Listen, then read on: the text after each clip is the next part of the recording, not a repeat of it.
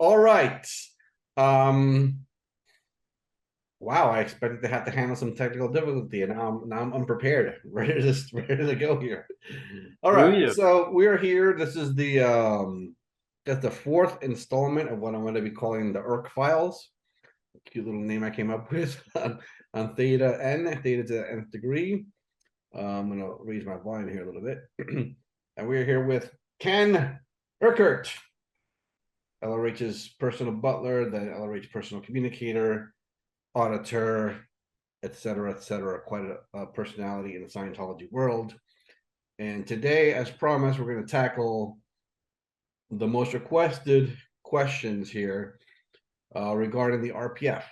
So I'm just going to read them, these several questions, and then we'll just hop into it. Okay. First one here is, was the RPF originally created to try to handle Alan Walter? I'm going to keep going. He says he has never answered how a butler could get assigned to writing the RPF setup in that flag order. Was he qualified for some reason? Why him? I have not seen him ever answering that. Next one. Why is Never he been. a little passive aggressive there? Why is he steadily saying that the RPF did not turn out as he envisaged? That what he wrote and what got published as that FO 3434, was that what he factually had written, or was it changed from what he had written? If it was changed, and ask him what was different, let him give examples. And there's a couple of other ones that are just repeating the same thing. Like, tell him what happened with the RPF, what, blah, blah, blah. So people are very curious about the RPF, and I'm going to turn it over to you so you can kind of explain what that whole thing was about. People are still on this thing to this day, and you are credited with its invention. So, what's the story? The story is it began in the period when he confined himself to his cabin on the Ada after the accident, The motorcycle accident.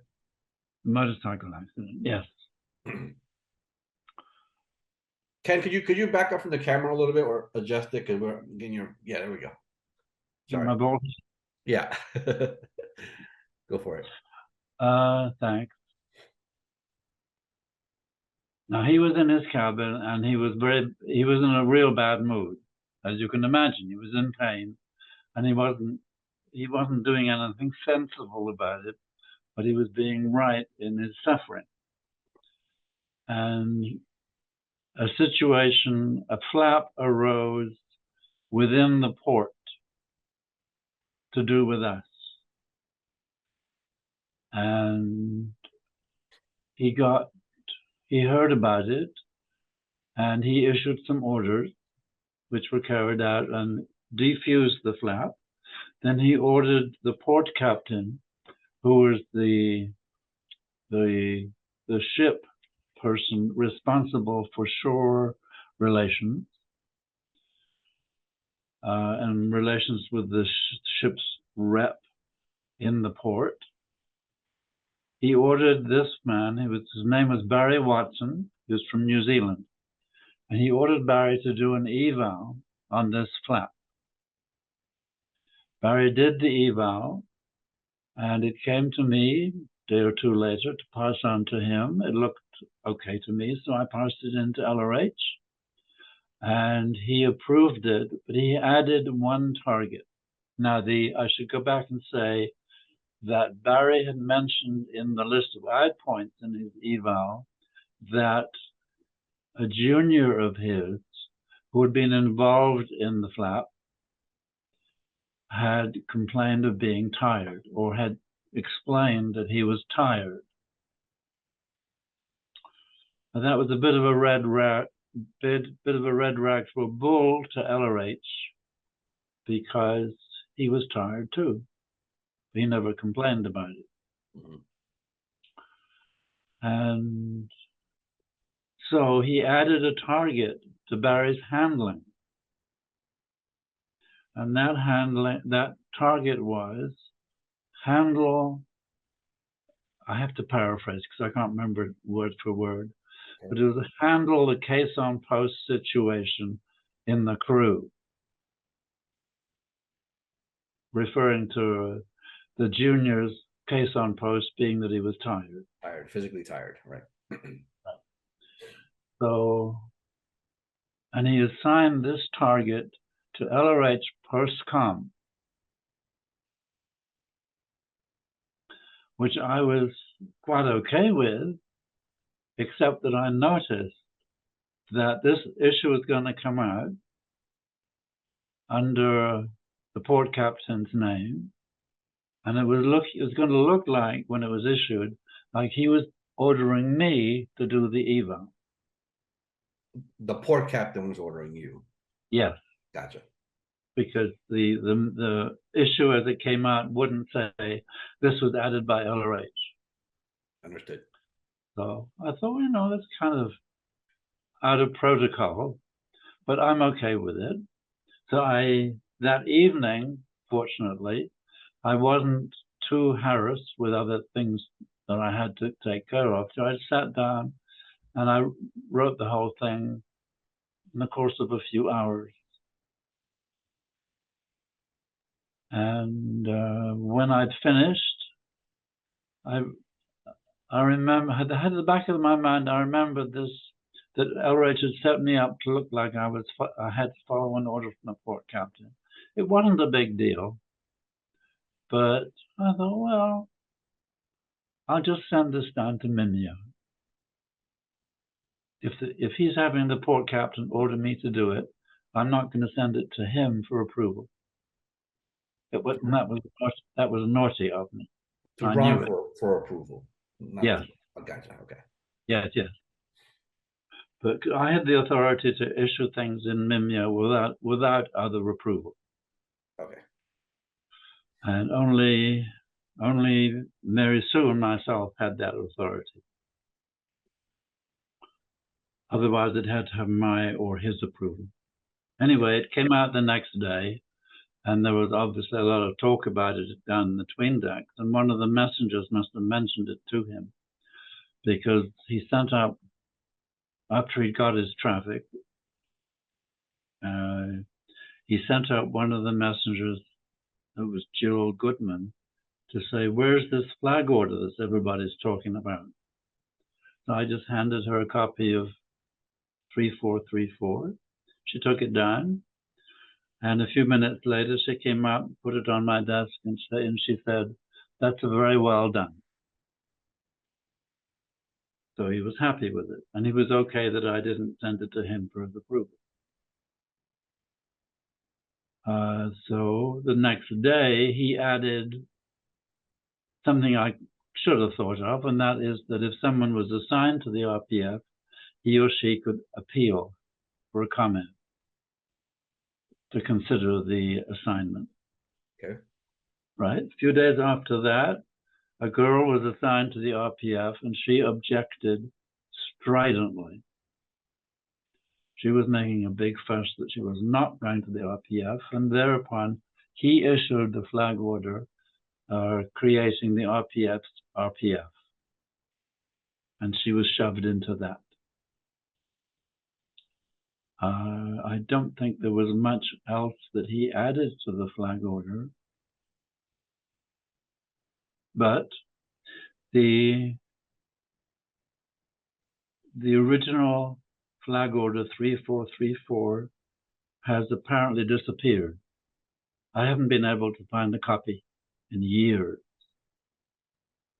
So it's been scrubbed off the record, and it's been added to and altered over the years, and it's all but unrecognizable.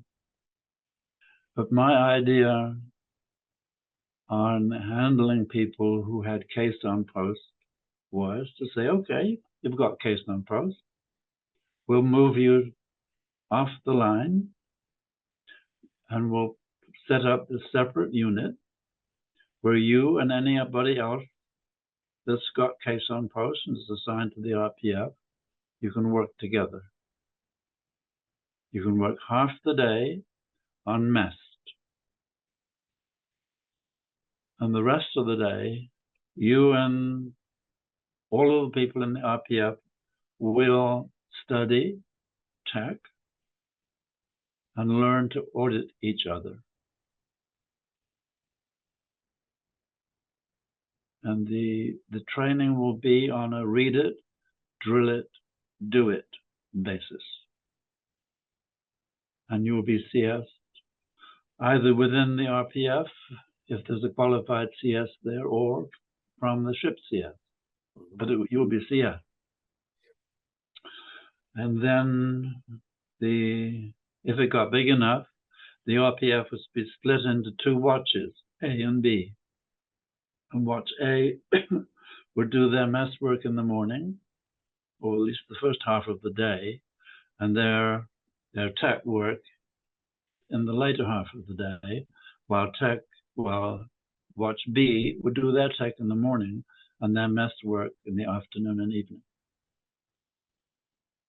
And it was simply a way of getting these people to take responsibility for whatever was going on that they had case on post, and to help each other get out of it using Scientology, taking responsibility for each other. Okay. So why wasn't okay, I understand the reasoning behind it. Why wasn't the solution simply to let this guy have a nap rather than this entire convoluted thing? If the guy was tired, why was a whole thing developed as opposed to, seems like an obvious why is you're overworked. When you did underslept. Right. And underslept or whatever. Yeah. We were all sleep deprived.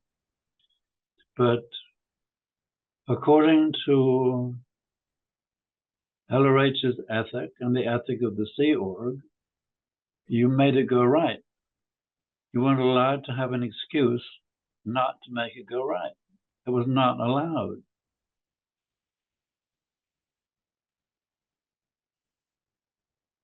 Interesting.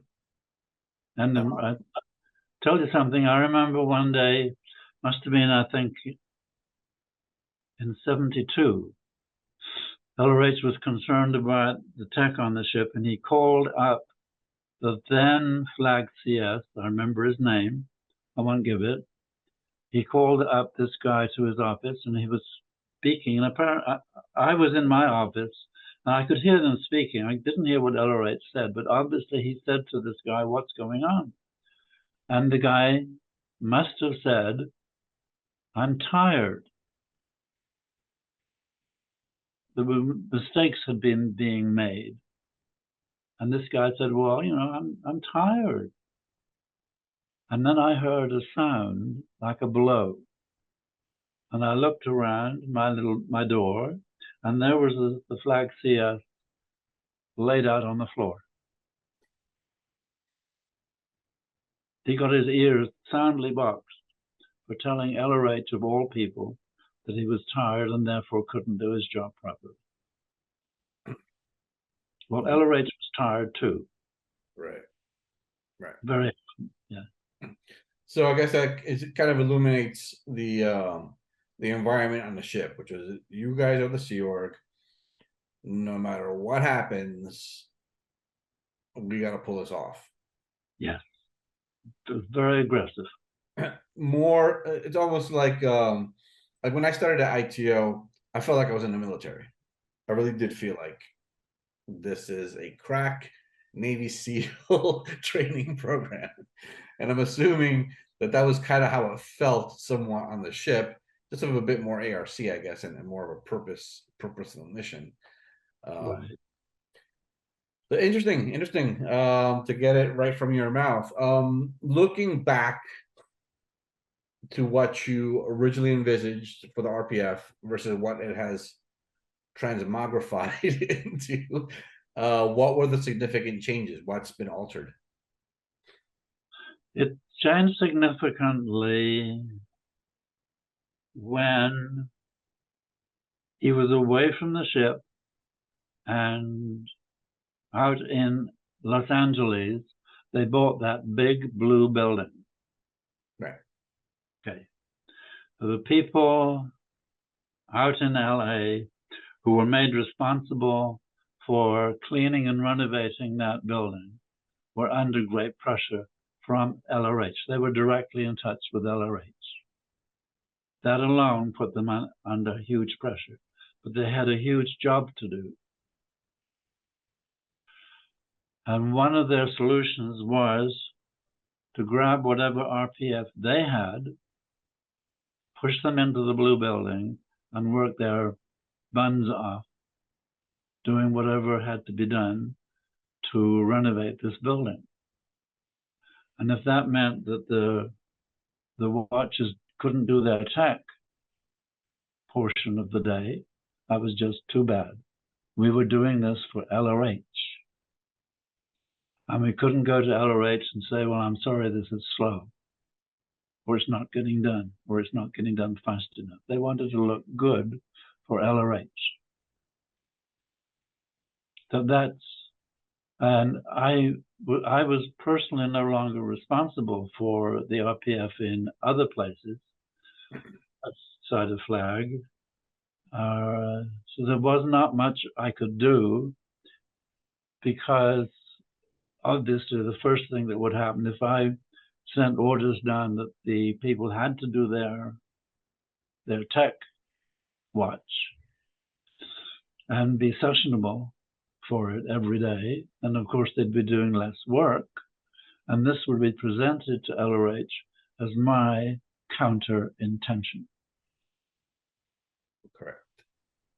It's kind of how it works over there. Yeah. So let's go and look and talk about results.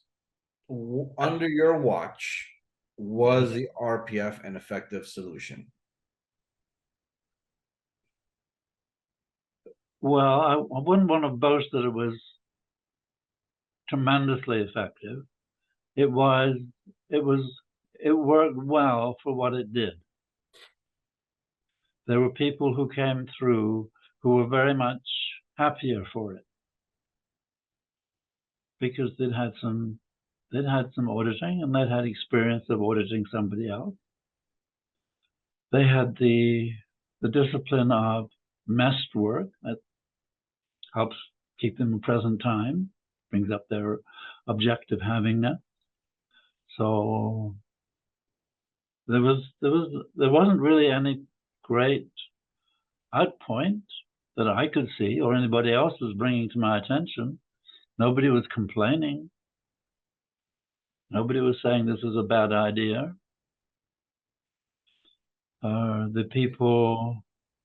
The routing form for a person who had completed the RPF and was graduating came to me. I was the last terminal on it. And the people that came to me for my signature, they all looked good to me. They all looked happier and healthier. Except for that one girl who went to the RPF. Well, I think even she cooled down. I can't remember exactly how it was when she finished, but she did knuckle down. Okay. If you were to go back in time, knowing what it turned into, not because I understand your original intention, knowing what it turned into, and you had a chance to write that thing over again, FO 3434, would you have made any changes to that?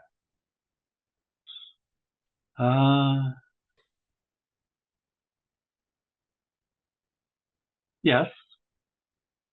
Nothing that would have affected how it evolved, but when I was writing it up, I was mindful of the Sea Org tradition of being very hard on people who had been isolated.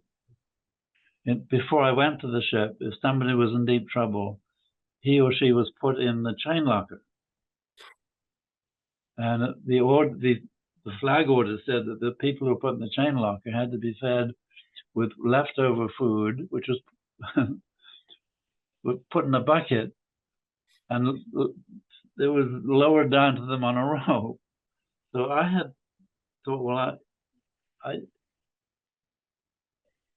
I was just plain silly about it, because I thought, well, what I'm doing is much gentler than the chain locker, completely different level. Sounds like it. So there's going to be a certain Sea Org audience that's going to see this and say, well, he's just being too soft. So I wrote in the flag order that the RPF was to be fed on the remains of the food given to the crew. I didn't like doing that, and I thought that's not a good idea, but I Q&A'd with it. But as it happened, the RPF were so useful to the chief steward, who was short-staffed, that he fed them very well. Besides which, I realized much later, he was paid per head of the number of people he had to cater to. Okay. So he was paid already for their food. What I put in really had nothing to do with anything, except that it was publicly unkind.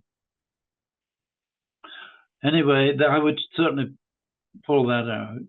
As to how I could have foreseen how it degenerated and might have controlled that, that would have required a whole organizational process and structure that I wasn't even thinking about. But the whole Sea Org went in a direction that I hadn't quite foreseen. I hadn't foreseen the degree and the speed with which it would go there. So I wasn't looking to protect the RPF. It didn't occur to me that it would need it. Yeah. Unforeseen things happened. When I look at the issue, even the ones that are floating around now, I think I might have a copy of your original somewhere in my digital. Yeah. I might have it. Yes, it's tough, but I'm like, this could probably have a lot of value in the prison system, rather than just lock men up and give them nothing to do except watch television and learn how to make Pruno and crystal meth in their cells. If you were to embark on a mess work certain hours of the day, have them contribute with study time, etc., at least for the more upstep prisoners, maybe not the true psychopaths, obviously they need more treatment, you might get some actual rehabilitation. So this is something that I'm looking at, maybe somehow disseminating, not with the viciousness of what it's become in the Sea Org, but some form of work / study / counseling, whether it's psychological, psychiatry, the other ones in the prisons, spiritual, bring in ministers from all kinds of religions and build these men back up. So it seems like it is a valuable tech, just like everything else. It's just how you apply it that determines whether you're going to be successful or not. And if North Korea, I always use North Korea as like the prime example of like totalitarianism. If North Korea were to have an RPF, I mean, I think the whole country's in RPF, to be honest. But if they were to take it and use it to get increased production of their citizens and build morale, that country might have a different tone level. The tone of the society might increase, and I think for our prison populations might be something to look at, as well as handling drugs. So maybe you did end up doing something very, very good for humanity. You said you're a pessimist. I tend to be very optimistic these days, and I tend to look at the Pollyanna side. I'm like, okay, let's learn lessons from it, because you don't win by degrading people, but you also need a little bit of toughness. And this is a program that has a pretty interesting structure that we might be able to use in society, despite all the horror stories that to this day are occurring because it's been abused. Yeah, and I get blamed for it, the abuse. Yeah, Quite, I mean, if you quite, wrote it, it's on you, Ken. It's on you. yeah. But that's the Regard- good point about morale. The whole intention of the RPF, as I designed it, was to raise the person's morale. That's really all what it was about. Exactly. You don't seem like the punitive type to me. Nope. No. Nope. So for all the critics out there, somebody stumbles across this video, that was the intention. It wasn't, Absolutely. just like I keep referring to the father who spanks his kid because he's about to murder his brother. There's a love and behind that. There's a good reason, despite the violence, you could say. Maybe the spanking isn't the best solution, but when you're in an emergency situation and things are happening, you gotta act. So let's give Ken a break. He did write it, but you've heard it straight from the man what his intention is, and it wasn't negative. So this just to clarify this point had nothing to do with this fellow named Alan Walter, who I don't even know who it is. Alan Walter was a mission holder. He was a Breaching Course graduate, and he had a mission or 2 or 3 in Texas, I believe. He was called to the ship in '69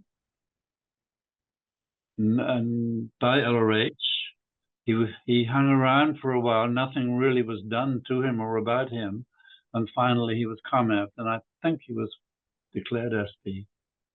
And then he went back to Texas, and eventually he probably got back in good standing. But he after LRH's death, he became one of the new tech finders. And if you Google his name, I think you'll find Knowledgeism. Was it Knowledgeism he called it? Something like that. Something like that. Okay. All right, let me make sure I've got all right, so we're gonna stay on the topic of the Sea Org ethics thing because I've grouped the questions kind of by topic, so we can get through all these. Let's see. So we're done with the RPF? I think we're done with the RPF unless you've got anything else to say about it. Not right now, thanks. Okay. Not right now. All right. So let's carry on. And this is, we actually mentioned some of this, or you mentioned it. This is a long question. I'm just going to read it. I don't really. It has been said that Ron ordered the worst students on the ship to be overboarded. How often and for how long in the water, and how often were they blindfolded and had bodies, certain parts tightly bound, or at times, some is a big run-on question, by the way. Some students surely thought to have said, "No way, Jose," to Ron. And then did he just discharge them off the ship onto the land instead, or did he have them tossed in the dunk anyway and against their explicit refusal? I know the deep evil of the entire world was Ron's heavyweight worry, so he had to become by necessity for speed and guaranteed the results, the tough master I would expect and have once become myself. But yet I would expect that all students were yet still free to leave the ship if they felt these kind of assignments into the sea were unjustified. Am I correct? Another question related to the topic. Other than overboarding, what were the worst examples of cruelty you saw committed by Ron, Kali ritual, etc.? So we're still on Sea Org discipline, basically, and specifically overboarding. So I guess the question is,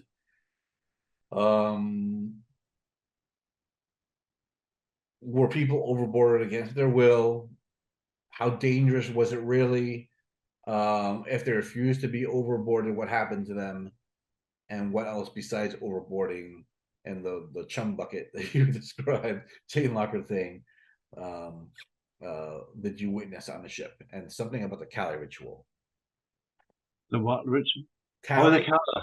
Yeah. I remember that. That's a completely different subject to overboarding. Okay, so let's talk about overboarding first. Then we'll hit on Kali ritual. When I went to the ship in '68, November '68, overboarding was occurring. I believe it started when LRH was teaching the new Class 8 course on board, where he had students come from every org, or I guess most of the orgs in the world, to become Class 8s and go back to their orgs and put in better tech. I believe it started then. And the intention, I never saw it written, but it would have been to make it very clear to the student going overboard that he had missed something and he needed to pay attention and get it in a hurry. I never heard of anyone refusing to go overboard. I don't think anybody volunteered to go overboard. Nobody would have liked it. I remember when I was on board and it was still going on, I was coming down towards the deck where the overboarding was occurring, and I saw a pair of legs going up to the very top deck, the prom deck, and I knew who it was, and he was on the list for overboarding that morning. So he was hiding. I didn't say a word. I thought I would have wanted to do the same. So if you don't want to go overboard, just hide. I guess quite a few people did. Anyway, I wasn't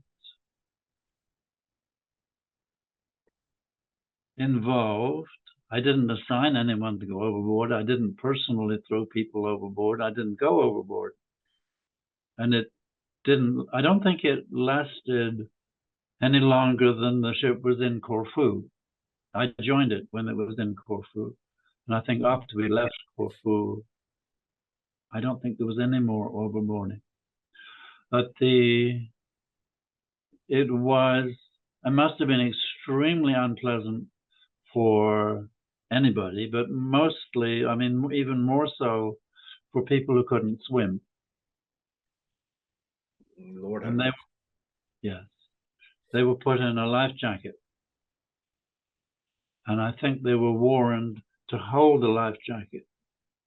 Right. Of course, when it hit the water, it would hit them in the chin. And there were some people who had a very hard time getting from where they fell in the water over to the hatch where they could climb back on board. I think it was abusive. Definitely, it was a bullying practice.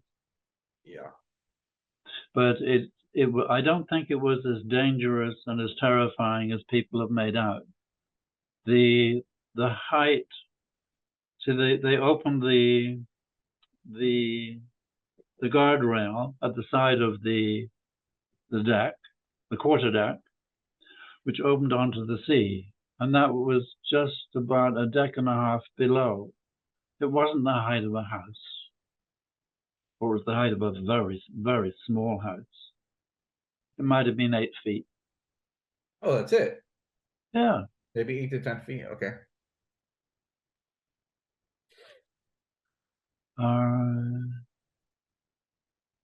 So, and there were people down on the twin decks at the open hatch waiting to help the people get back on board. It wasn't like they were kind of thrown over and abandoned. Right. So there were precautions taken to preserve life and avoid injury. It's still bullying, and wow. Did you ever see anybody get injured? No, I never saw it or heard it. I heard of one person who claimed that she was injured, but that was well before my time. Okay. And you said this was only during Corfu, excuse me. Around how long was that time period then that overboarding took place, would you say? Well, it started in 68, if not earlier. And we were in Corfu until 69. Sometime in 69 when we left. April comes to mind, but I'm just not sure about that. That's fine. All right, so let me scratch this question. I think the question was actually longer than the answer. Yeah. Okay, here's the part two. Other than overboarding, what were the worst examples of cruelty you saw committed by LRH? I think that leads us to Kali.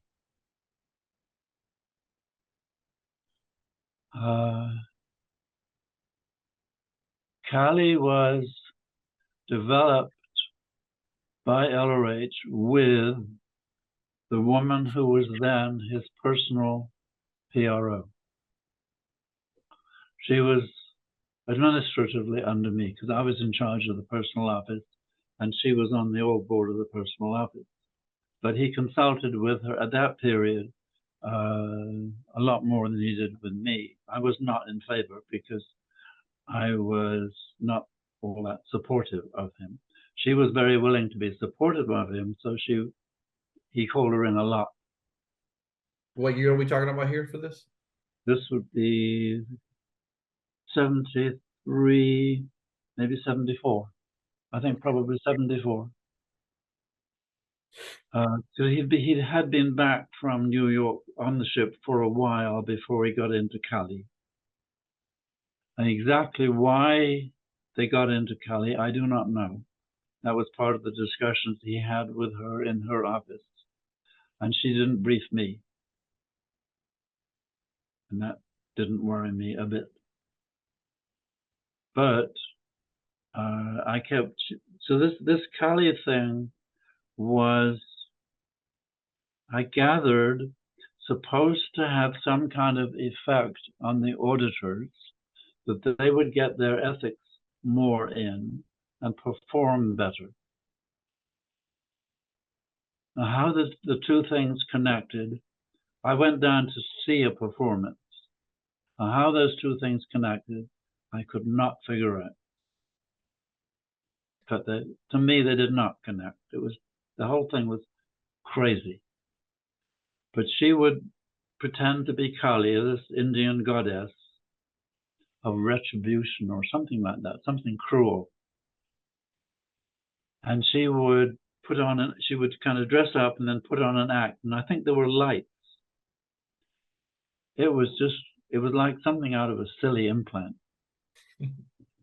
And she would invalidate the shit out of the auditors, not many of whom were present. So that whole thing was so out of balance. It was worse than unreal.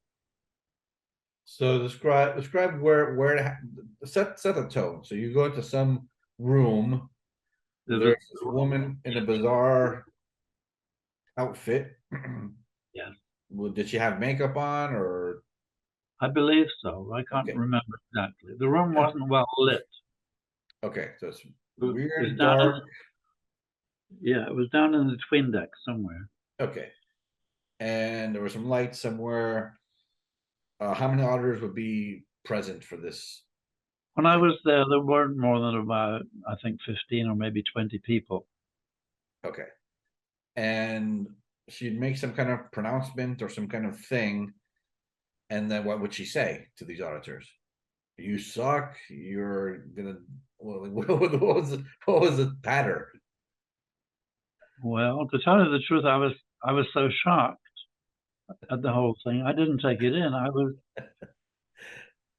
It just threw me elsewhere. I just wanted to be somewhere else. I didn't want any more to do with this outfit. It just opened my eyes to how crazy LRH could get when he was encouraged. Again, nobody restrained him or said, "Hey, you're not wearing your hat. Really, you're doing something else here." This is not Scientology. Yeah. How many times was this Kali ritual performed?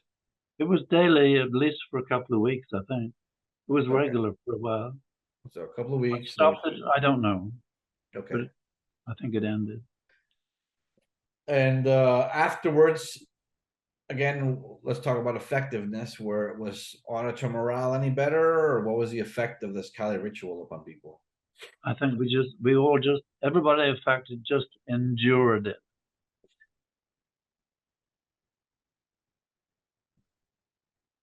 And was there any pronouncement ending it officially, or just kind of like, I'll move on to the next crazy thing? I think it just ended, fizzled out. That's one of the things that I've heard about. I mean, I've heard about that for years, and I've just been like, what? Yeah, How do we end up there? I think everybody was thinking that, Yeah, except him and the woman doing it. interesting. Okay. Anything else to say about the Kali ritual? No, but I'll tell you this: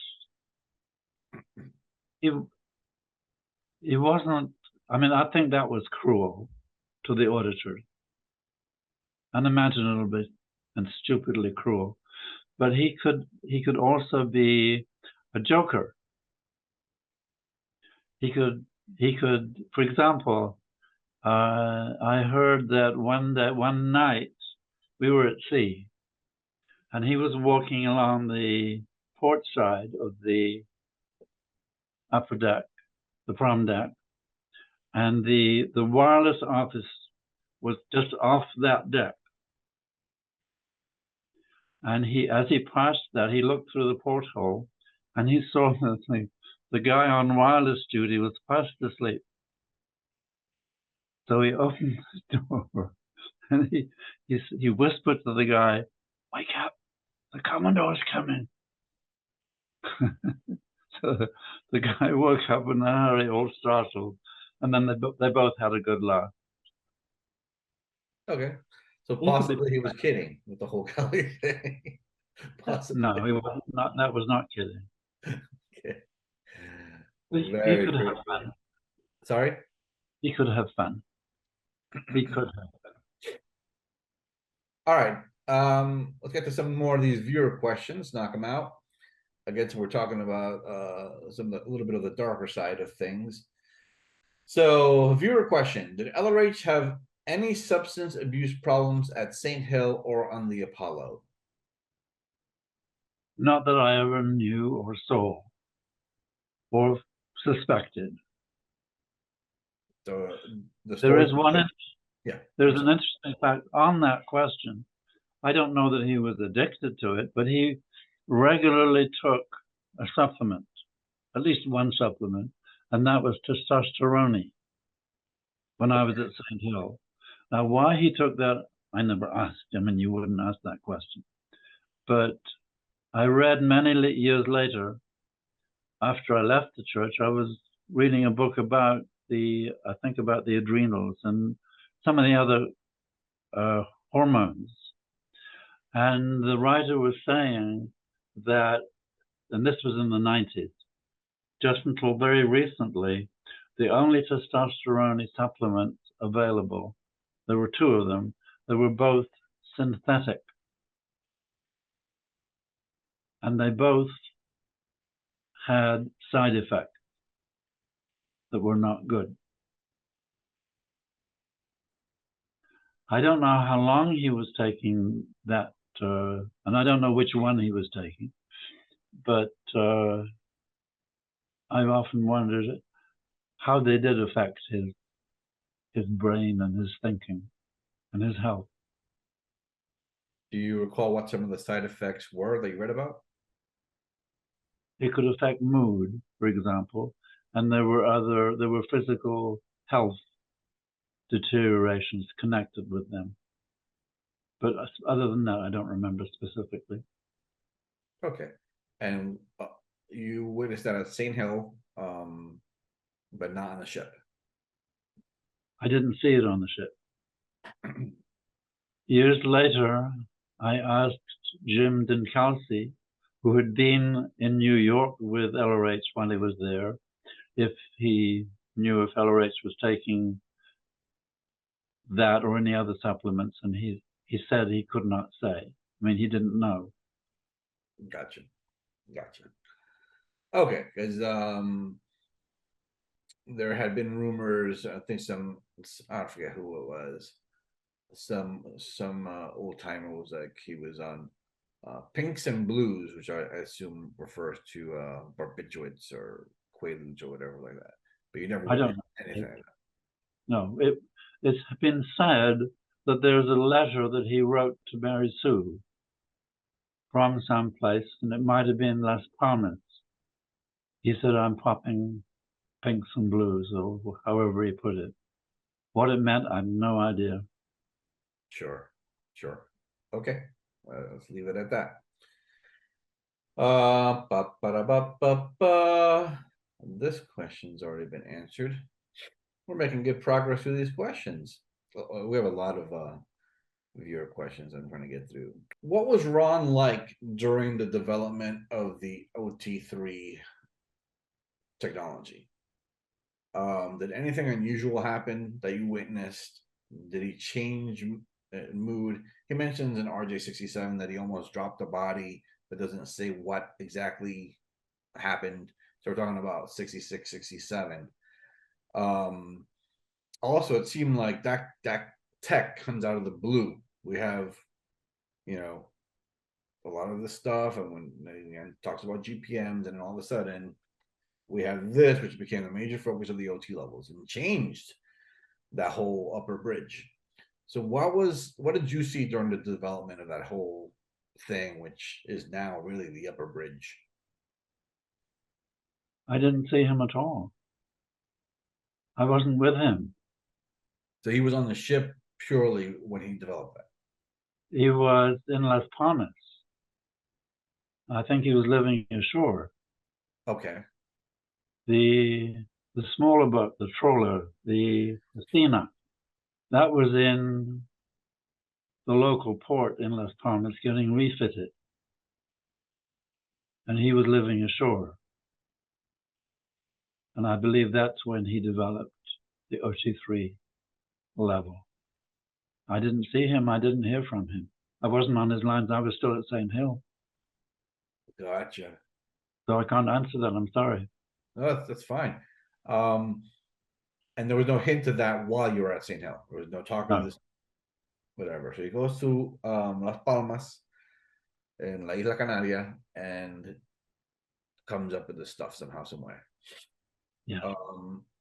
I think the first thing we heard about it was Ron's journal. And what was your impression when you heard that?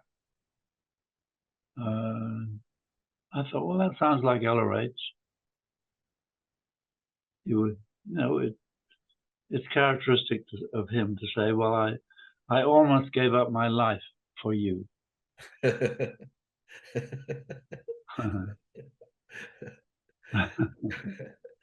Okay. And then when you finally opened up the pack, I guess, to do your own OT3, what was your impression? This is strange, but I trusted him.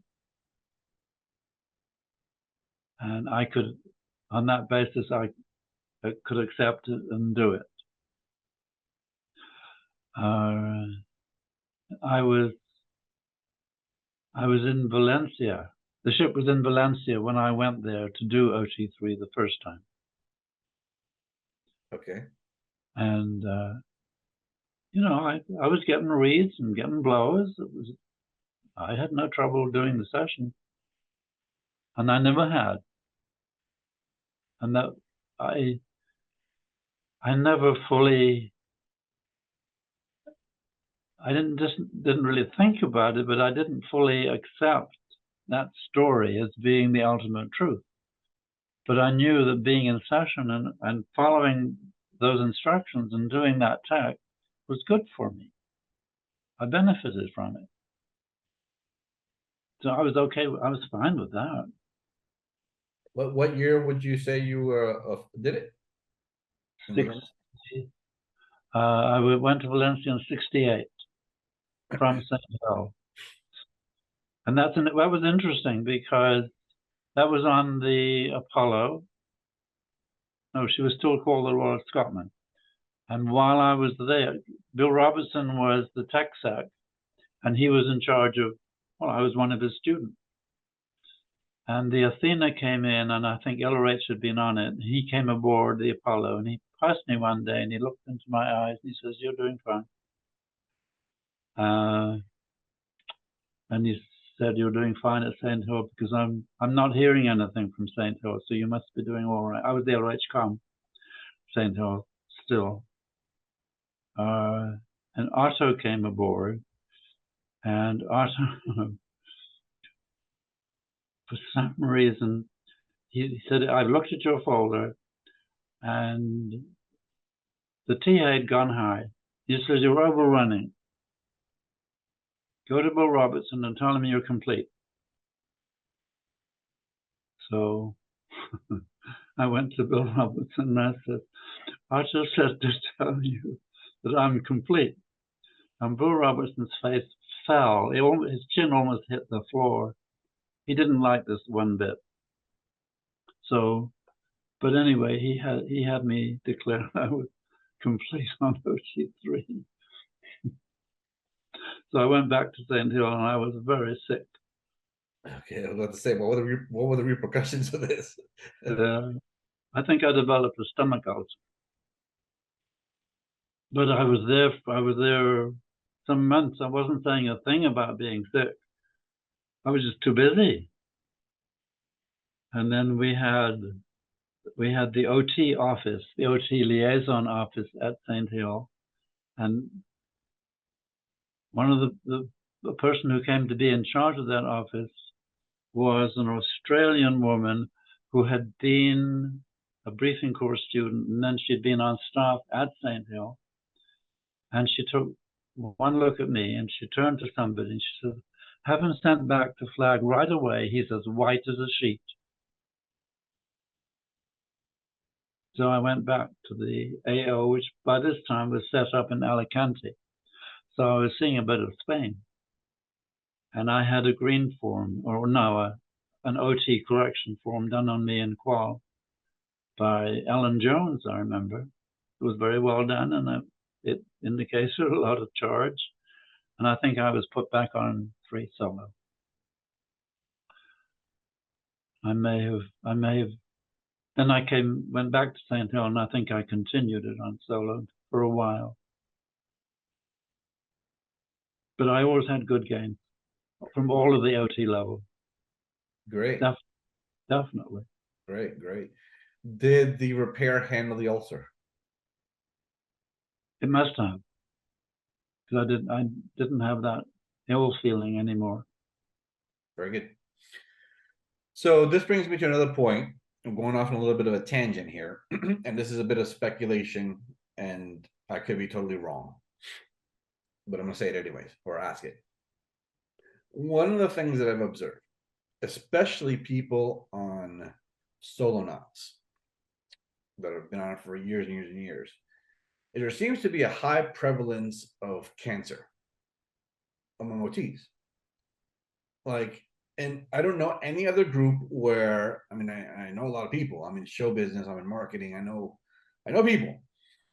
And I've never seen so many instances in a particular segment of the population that gets cancer. It's we're overrepresented somehow. And it seems to be people on these OT levels. And I'm curious because you just mentioned the ulcer. Yes. What do you think might be happening? Do you think that if you don't run this tech precisely correctly, it can re-stimulate things that can literally kill you? Or am I overblowing things?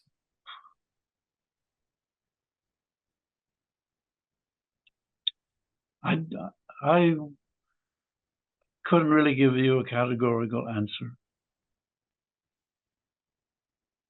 You'd have to. Well, I think first of all, if you really wanted to nail it, you'd have to do a statistical comparison. What percentage of people in Scientology are on the OT levels get cancer, and how many people who have nothing to do, what percentage of that population get cancer? And it's said that in the UK, I think it's 1 out of 3, generally. which is staggering. But I'm sorry, one out of three what? 1 out of 3 people in the population in England get or will get cancer. Just a general population. Yes.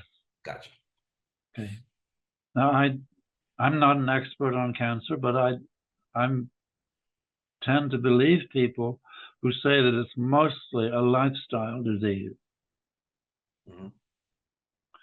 And if a person is eating a lot of food that is known to promote cancer, then it's very likely he or she is going to get cancer, no matter what he's auditing on or not auditing on.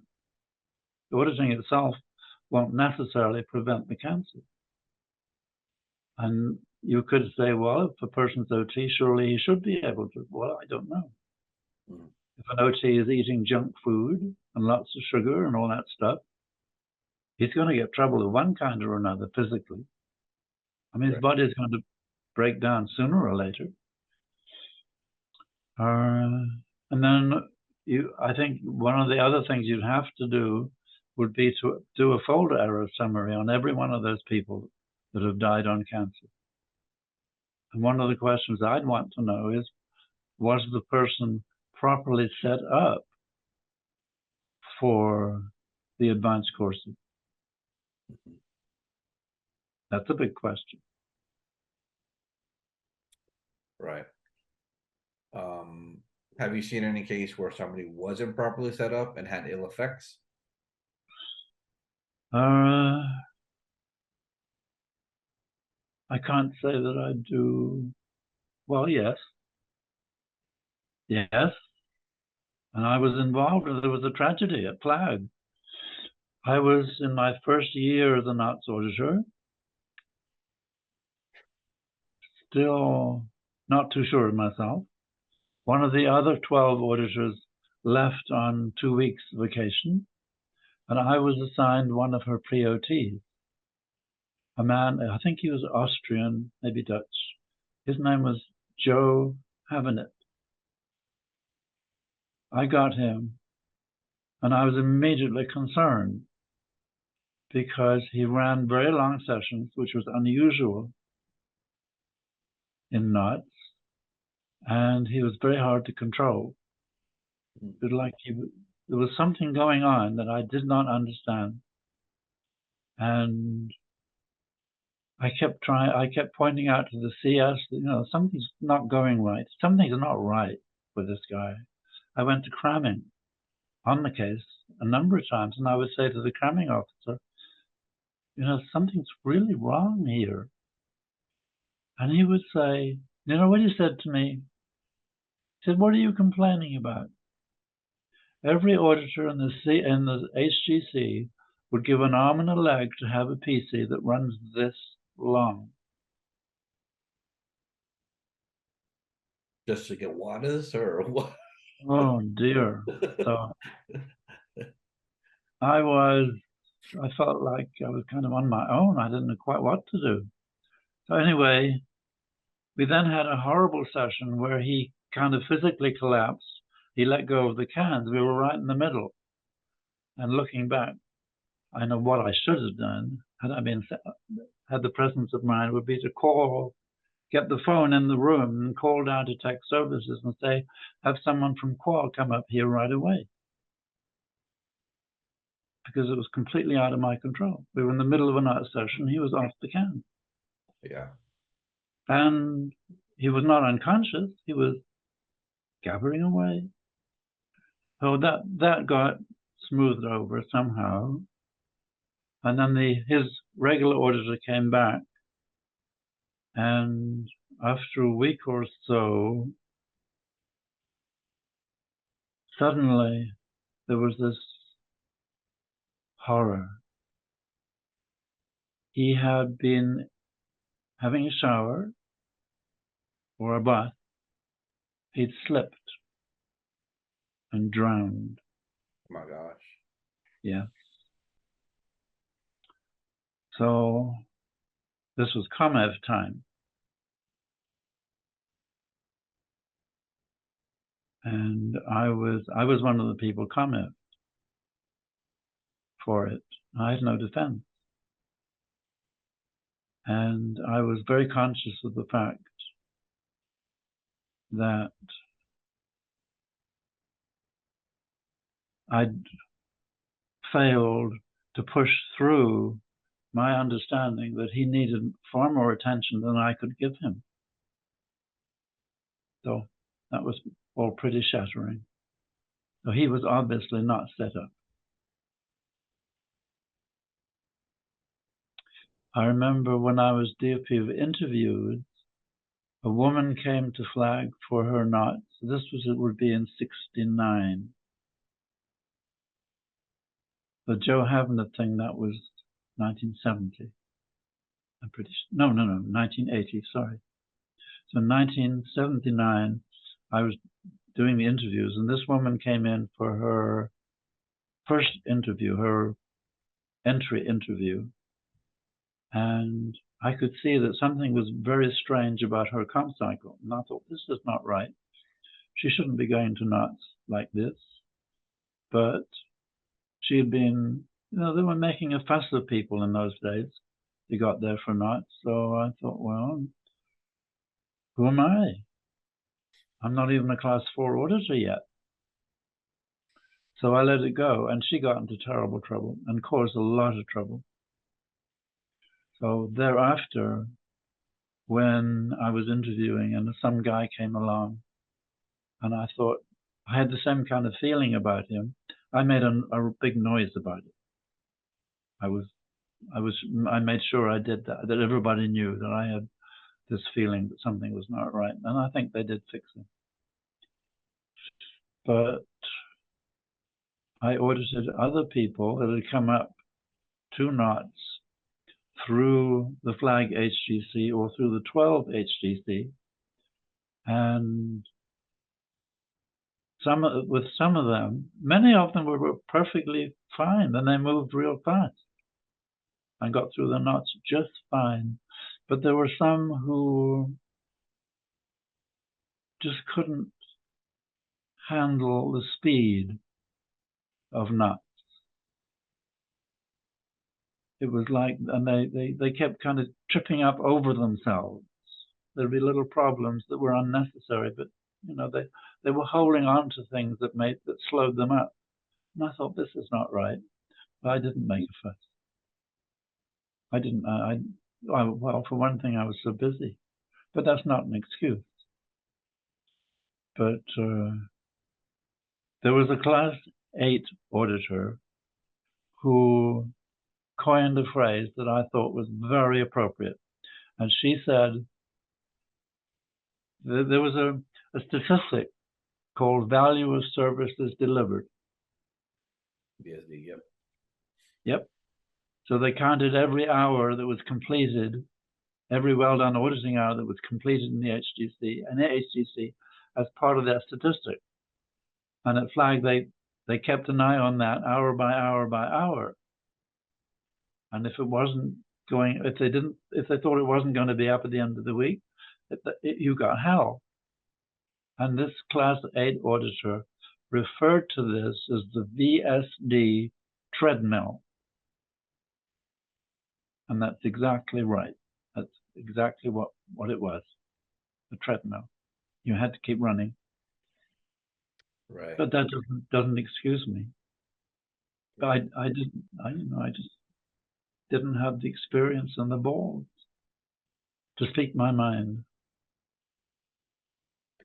Did you notice any correlation between success on knots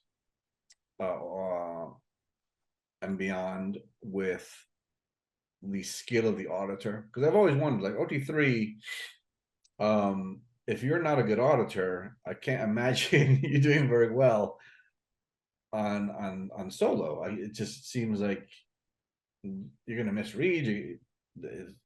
It's complicated. It's more complicated than just holding the cans. It's a lot more. Even just auditing another person, like, it's different. So have you seen a correlation between people that may have quickied OT3 or not being great auditors and trouble later, or not really that big of an issue? It's not something I came across or thought about very much, to tell you the truth. All right. What is your opinion about the secrecy regarding the OT levels? Do you think it's warranted? Do you think it's overblown? Because when I first entered the church, it was like, oh, if you are exposed to this, you'll go absolutely crazy, or you'll literally spontaneously combust. I've never seen anyone spontaneously combust. I have seen some people go a little cuckoo, but not just from exposure, more from like actually trying to run the stuff without being set up, like you said. So, do you feel it's warranted that it's kept so secret and locked up, and you can't access it until you reach a certain level, or is it kind of like it's just data, and you shouldn't try to run it on yourself, but just reading it is not going to cause any ill effect? What is your opinion? I think secrecy is a good policy, but it's an unreal policy in the real world. I think if a person who hasn't had auditing or hasn't got as far as OT3 deliberately downloads it and reads it, he or she is asking for trouble and may get it. So my advice is just don't do it. Gotcha. And you are. But I think if somebody raw reads it, it's going to go right over his or her head. Sure. I mean, it's even been made a cartoon, which millions of people have seen in South Park. Right. I mean, the entire story is right there, basically. The story part, not the. Well, yeah, even the technical part of what you're actually auditing is there. But I guess for most people, it's just. But I guess if you're introspective, or you already have a bit of reality on the reactive mind, and you're like, oh, really? I can see how you get into trouble. Yeah. All right. So thank you for that. You're in agreement with pretty much most, all top auditors that I've talked to about that subject. So good to reinforce that. Okay, let's carry on. Here's a viewer question, kind of on the same topic. Do you feel the OT levels are complete and do what they say they're supposed to do? I wouldn't know if they're complete or not. Interestingly, I once asked him on the ship when we were alone together in his office. He was saying something about OT levels that he was researching, and I said, how many are there? And he said, he mentioned a figure, it was 90 something. Are you serious? That's what he said. But and that's as far as the conversation went. But I really don't know what. I just don't have any fixed opinions or conclusions about the OT levels. I did them all, except that I didn't do the official solo knots. I just did the audited knots materials on me in solo session. And I've had great gains from them.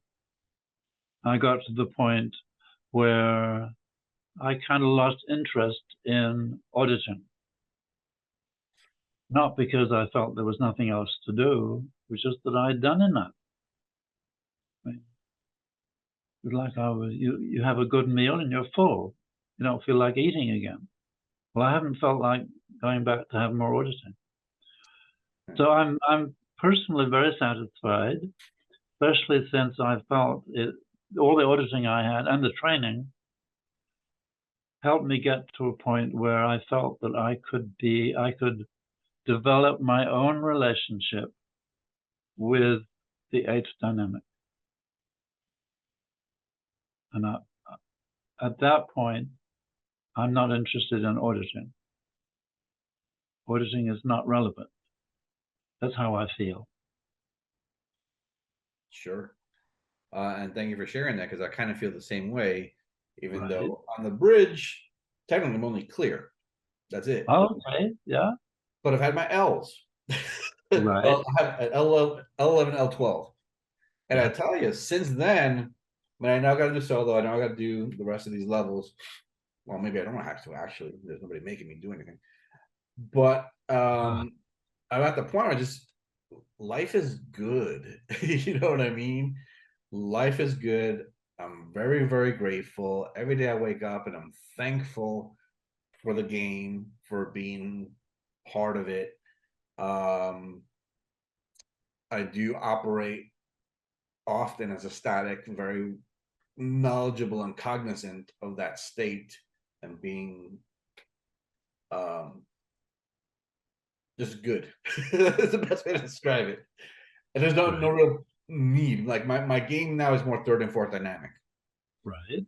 and being able to change minds and help people um with whatever tools I have. And Scientology is one of the major ones, just because I feel it's the most effective for certain situations, especially some of the ones we're facing now in the world. Yes. But I concur with that kind of thing of like, I think a lot of people get to that point of like, and you can see the difference. I know I'm on a tangent, but you can see the difference between somebody who's, I can't wait to handle my life. I can't wait to like go OT so I can be perfect. And then the other folks are just like, yeah, it's good. um, which is a nice place to be, I think, where you're no longer auditing hungry. You're at a good point, and not saying there's nothing else to handle. I know that if there's 90 OT levels, I'm sure there's more stuff even beyond what we're recognizing right now in our awareness that we should address. But thank you for sharing that, because I have a similar kind of viewpoint. It's cool. Good. I'd like to make a point in what you said. The people who are so desirous of getting the next OT level, they're not even in session. Interesting. Yeah. Yeah. Yeah. I can see that. All right. So let's scratch this question off of my list. I thank you very much for going deep and willing to go where we're going with these questions, because You're very welcome. What else should we do? true. This is kind of a funny one that I wrote, just because I haven't seen anybody really talk about this. Everyone kind of talks about it matter of factly, but if you haven't experienced a messenger, it's probably kind of strange. So I don't think there's ever been in any organization in the world the concept of a messenger the way LRH operated messengers. So he had a person that stood there. He would say something in a specific tone of voice or whatever. Let's say he was like, tell him, apples. And off would go this person, find the person you're supposed to talk to, and say, apples, in exactly LRH's tone of voice. Yes. Is that the way it operated? That's the way he came to operate, yes.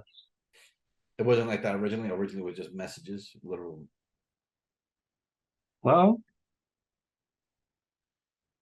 when I was first on the ship, he had one messenger on duty.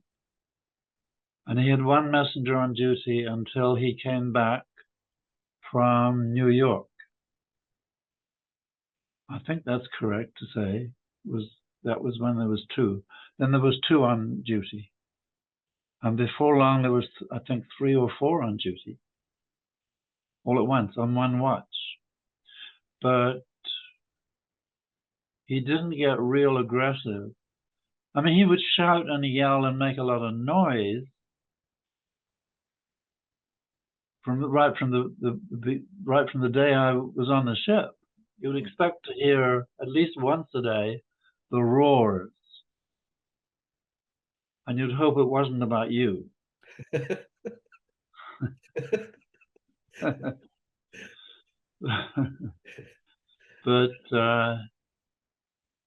it was later, it was after he came back from New York that he got into what we might call the technology of operating messengers and having them duplicate you and stand in for you and deal with these other people the way he felt they should be dealt with from his office.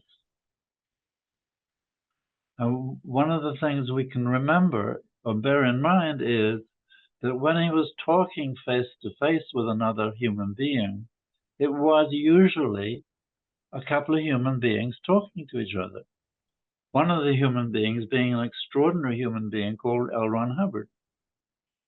But he would talk in a friendly fashion usually to the person. Even if there was some upset, you might know that he was upset with you, but he wouldn't be forcing the upset on you. He'd be controlling his moods and communicating so as to improve the situation. But when the person was out of sight, then it was much easier for him. He was much quicker to bully. And then to have the messengers convey the bulliness. And Janice has said that she did not like doing it and moderated it as much as she could. Yeah. And I imagine most of the messengers did. I always did too. If he was talking to me and he was upset with somebody and he wanted me to be intervening with what was going on, be on the comm line, and if he was furious with the person and I had to go and speak to the person, I would go to the person and I would crouch down by the person's desk so that he or she, the recipient, wouldn't feel that I was trying to overawe them. Or dominate them, yeah. Or dominate them, yeah. And I'd speak very calmly. And also, if we were talking and he said, well, so-and-so and so-and-so has done such and such, assign him a condition of doubt or treason or whatever. And I would say yes, and I'd write it down on my clipboard. And I'd go into my office and I'd say to myself, can I get away with forgetting about this? And if I felt I could, I forgot about it. Because, I mean, if I felt it was justified, I would issue the order. But if I wasn't completely sure it was justified, I would say, oh, forget it. And he and I were doing it. He wanted to do a tour of the Twin Decks one day. This was in 1969 in Corfu.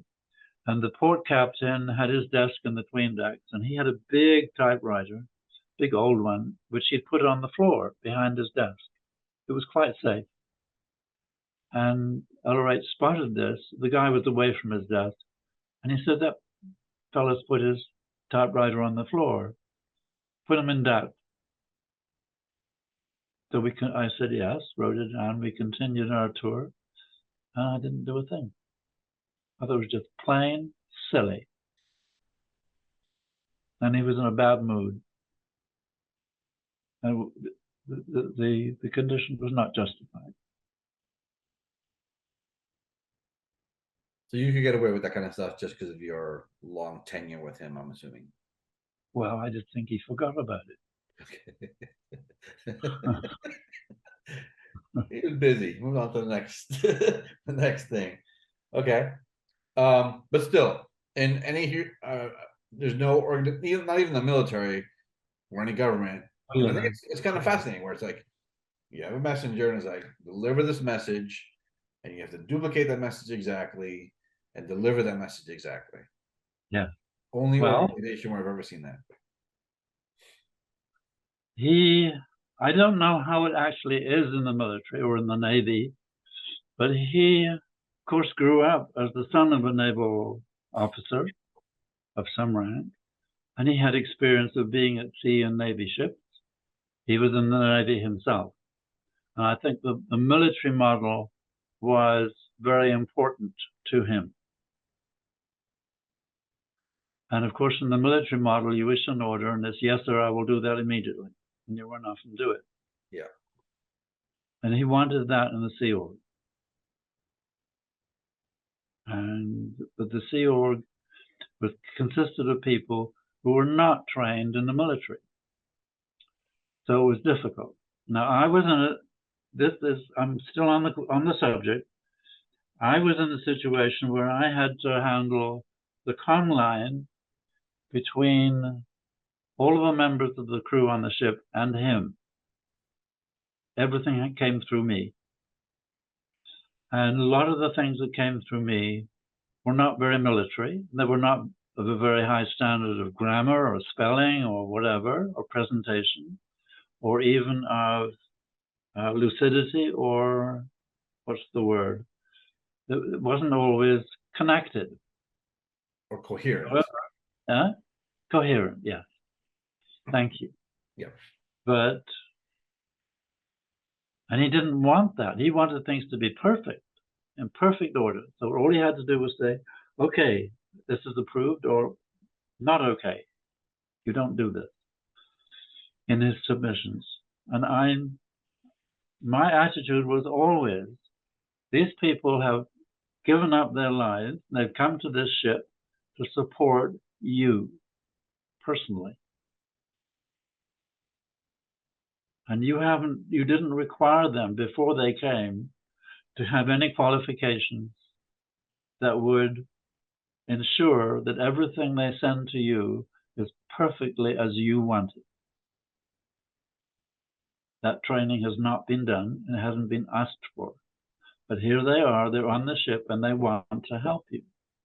They want to support you. They admire you and respect you. So he would issue, at least 3 times he issued, put out an memo issue saying what he wanted on his line. Mm. And it was always impossible. It was wishful thinking. And I took very little notice. Otherwise, the whole organization would have ground to a halt.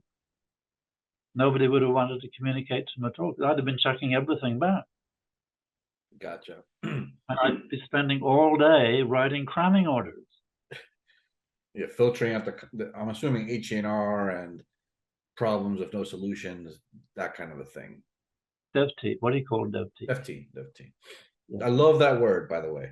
That's one of the great words in Scientology is DevT, which it says so much, but nobody else has that word. The other great word is interbuli. Fantastic word that nobody else has, but you talk to a Scientologist, they know exactly what you're talking about. Yeah. So he had this difficulty. And the other difficulty he had with me was that because I was responsible for all this traffic, I rarely was able to leave my desk for very long because it just kept coming. And while I was asleep, it would keep coming from the people who were working during the day. So I'd arrive to an enormous in basket, and then keeping the in basket going through the rest of the day was almost a full-time job. So I was not around the ship forcing people to do what he told them. I wasn't enforcing compliance. Okay. And that is one reason why he grew the CMO to bypass me. They were the ones that were going to get exact and immediate compliance. Gotcha. And if there was interpolation at the other end, they were the ones who were going to push his intention through angrily.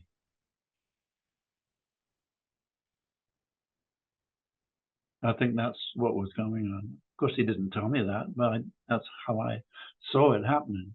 Yeah, I observed it. Yeah, very interesting. I'm wondering if any if that's use in a corporation. Probably not, especially in today's world. But it'd be very interesting to see that kind of here's my 4 guys, and I want this done. You go do it, and say exactly what I said and how I said it. Very, very interesting. Very I think everybody would leave the company. I think Which so. one is no? You would think so, but then you've got,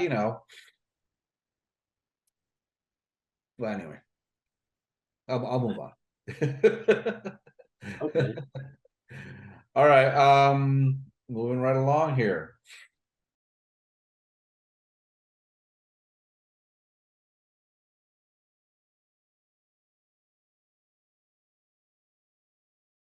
All right, speaking now, I guess on a metaphysical aspect, where do you think Ron is now?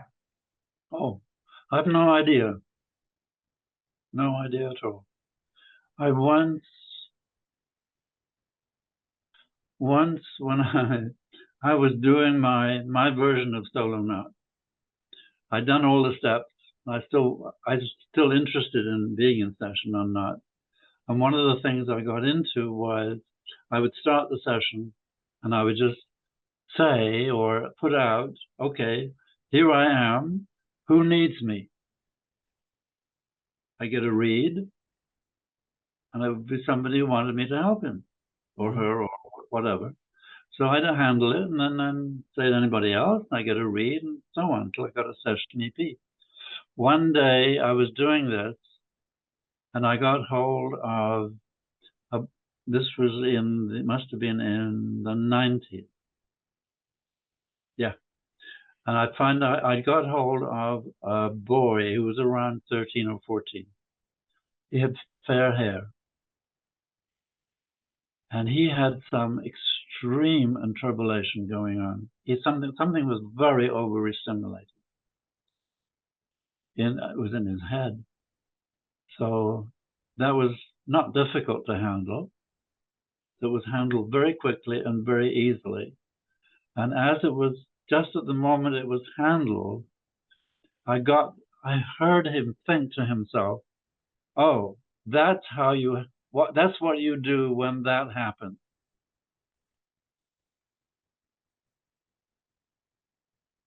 There was a cognition and there was some familiarity with what was going on.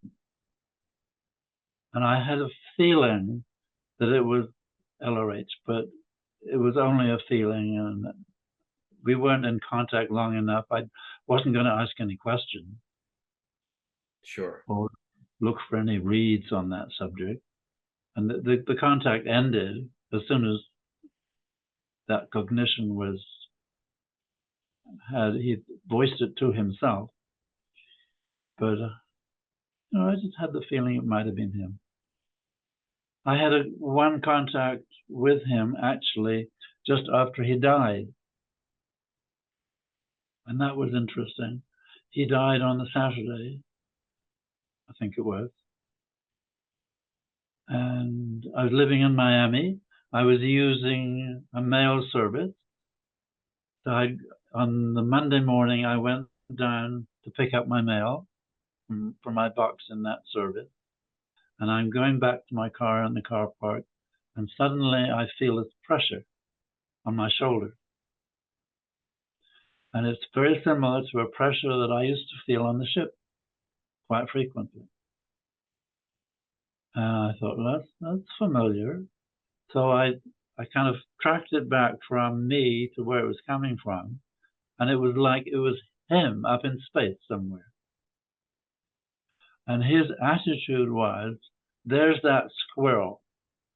Oh, no. Yeah. Look, I was auditing independently.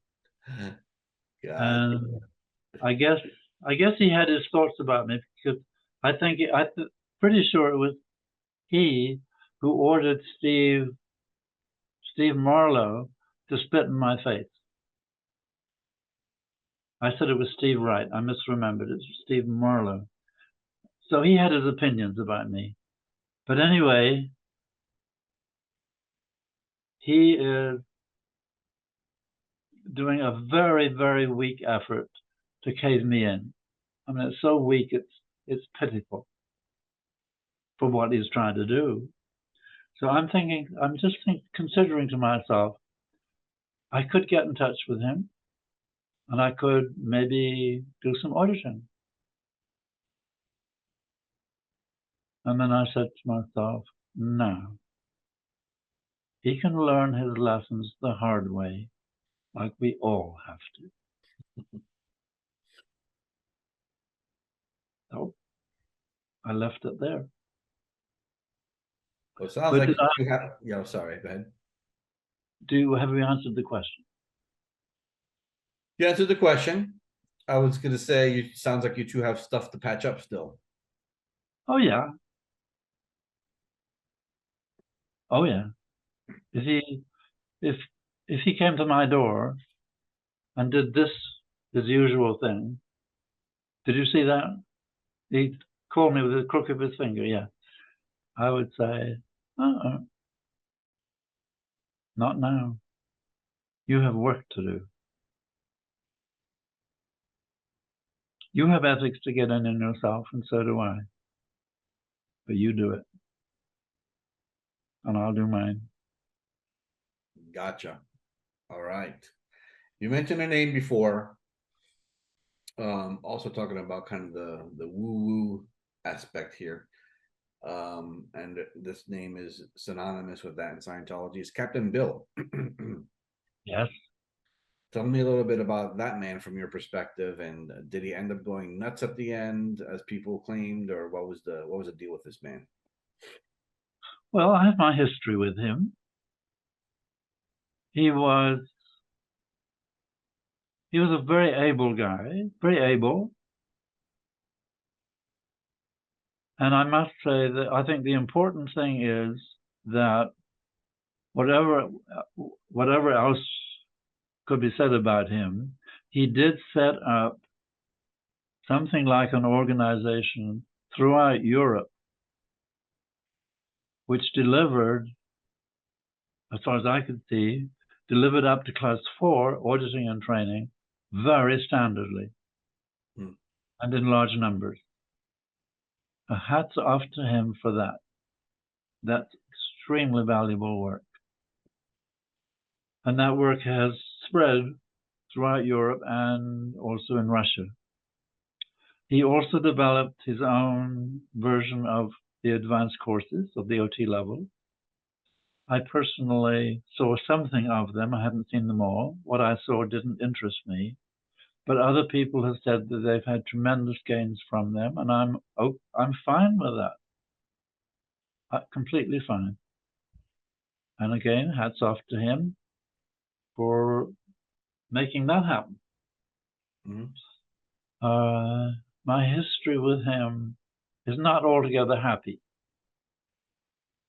I didn't dislike him, but he and I were completely different types. He was very much the commander, and I don't do that. Mm. But my first contact with him was when I was first LRH-Com St. Hill. LRH began the building of the first castle block, which became the briefing course and qual. And Bill, I think he was either on or just off the briefing course, but because he was an engineer, I think a civil engineer, he was pulled out to be in charge of the project of building the castle. And I was LRH-Com, so we were kind of involved. I had no clue about doing a building. I couldn't read a plan to save my life. And, there wasn't too much trouble between us. I remember there was a bit of a hairy situation when they were busy building the block, and they were about to put in a doorway. And somebody said, "Wait a minute, that doorway is only 5 feet high." So that was handled. But that was the kind of situation we had. That was St. Hill. If we could do it the amateurish way, we did it. But anyway, the thing got built. I think he did a good job on the whole. The next thing was he was off. I don't know what he was doing after that. But I was routing on to the clearing course. And of course, when you in those days, when you routed onto the clearing course, you first went through ethics. And they showed you your ethics file. Now, I was shown my ethics file, and it was actually a little bit fat. I was surprised because I hadn't had all that many chips. But the biggest thing in there was something I'd never seen before, and it was written by Bill Robertson. And it was several pages, well, it was many pages long, and it was all about how I was the quiet SP of St. Hill. So I read it and I said nothing. I gave it back to the ethics officer, and I'm thinking to myself, this should be in his file, not mine. So I wasn't too happy, but it wasn't real significant. It just showed me where he was at with regard to me. I didn't place any great significance on it. I certainly didn't make him into an enemy. Just wasn't that important. He had his opinion, and he was entitled to his opinion, and I thought he was wrong, but I'm entitled to. And the only other contact I had with him was when I went to the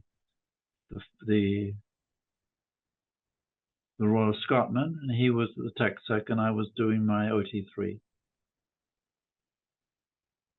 Then when I went to the ship in November '68, he was not on the ship. I don't know where he was. Well, I think he was in Europe. He ran the Europe Sea Org up there. I think there was an AO up there. I think he was running that, and the whole continental office, yes. Then he was sent out to be the CO of the new advanced org in LA. And he was out there, and he apparently was doing a good job. There was no great horror about the stats, so he must have been doing all right. We began to get reports, though, now by LRH's order, the staff, the crew at AO LA, this real stupid outfit. The white blingy pants, tight pants, and whatever shirts they were wearing. The silver boots, right? And like a helmet. Silver boots. Oh, you're frozen up again. Hang on a second. You're frozen. You're unfrozen. Now you're unfrozen. Okay. Last word was silver boots. Right. So at Flag, we were getting reports that Bill was having the crew up in the middle of the night to repel boarders. And these boarders were coming from space. And these reports came in for, over a period of time. He was recalled to the ship. I can't remember for what particular reason. It may have been that LRH wanted him to go somewhere else. But he was back on the ship after his stint on LA. Now, very often when I was handling the traffic, I would come across something in a dispatch or a report or a proposal that wasn't clear. I had to run down quickly to find the person and ask, what are you trying to say here? Because I can't figure it out. And I'd run back to my office. It was all very fast. But Bill, then he didn't have a lot to do. He's being debriefed. So he was wandering around a fair bit. And he had the knack of catching me on my way back and getting me in a corner and telling me a story. And it was always a story of how he had handled some situation very well, how he'd been on top of whatever it was.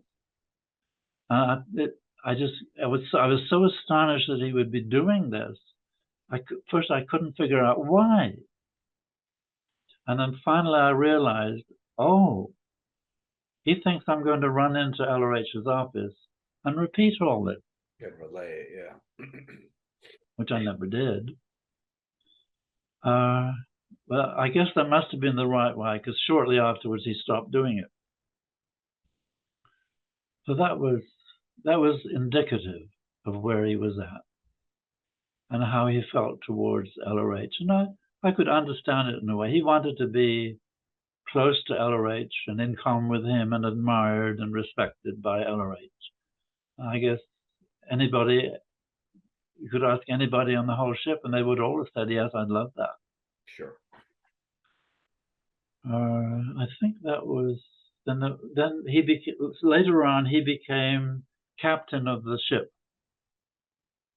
And this would be after LRH got back. He might have been captain before LRH went, but he certainly was when LRH came back in 72. Then there was a lot of change. LRH had changed a great deal, and I could get very flustered. And one day I was just overwhelmed. I didn't know what to do. So I just kind of took myself down and I wandered into Bill Robertson's office where he was captain. He was in there with a couple of other people. And I sat down and I said, Bill, I don't know what to do. And he just said, okay. And I don't think we had any conversation. I just kind of sat there until I gathered myself. We must have had some conversation. And then I went back to my desk and I just got on with it. But I always remembered how he handled me when I was at a very low point. I was very vulnerable. He didn't take advantage. And that I respected. Because he could have. Yeah, very good, very good. Let's go back to the moon boot thing. What was that about? I think there was a book cover or something like that where they were all in white with the boots and the helmet, the white helmet. I forget which one it was. But what was the whole purpose behind this? Was it just to try to re-stimulate people into we're gonna walk in now because these are our commanders from the past type of a deal? Yeah. All of those strange book covers, they were all designed either by LRH or on his orders. And they were all pictures from the R6 Bank. So the History of Man guy, Children of Bone, that's an implant picture.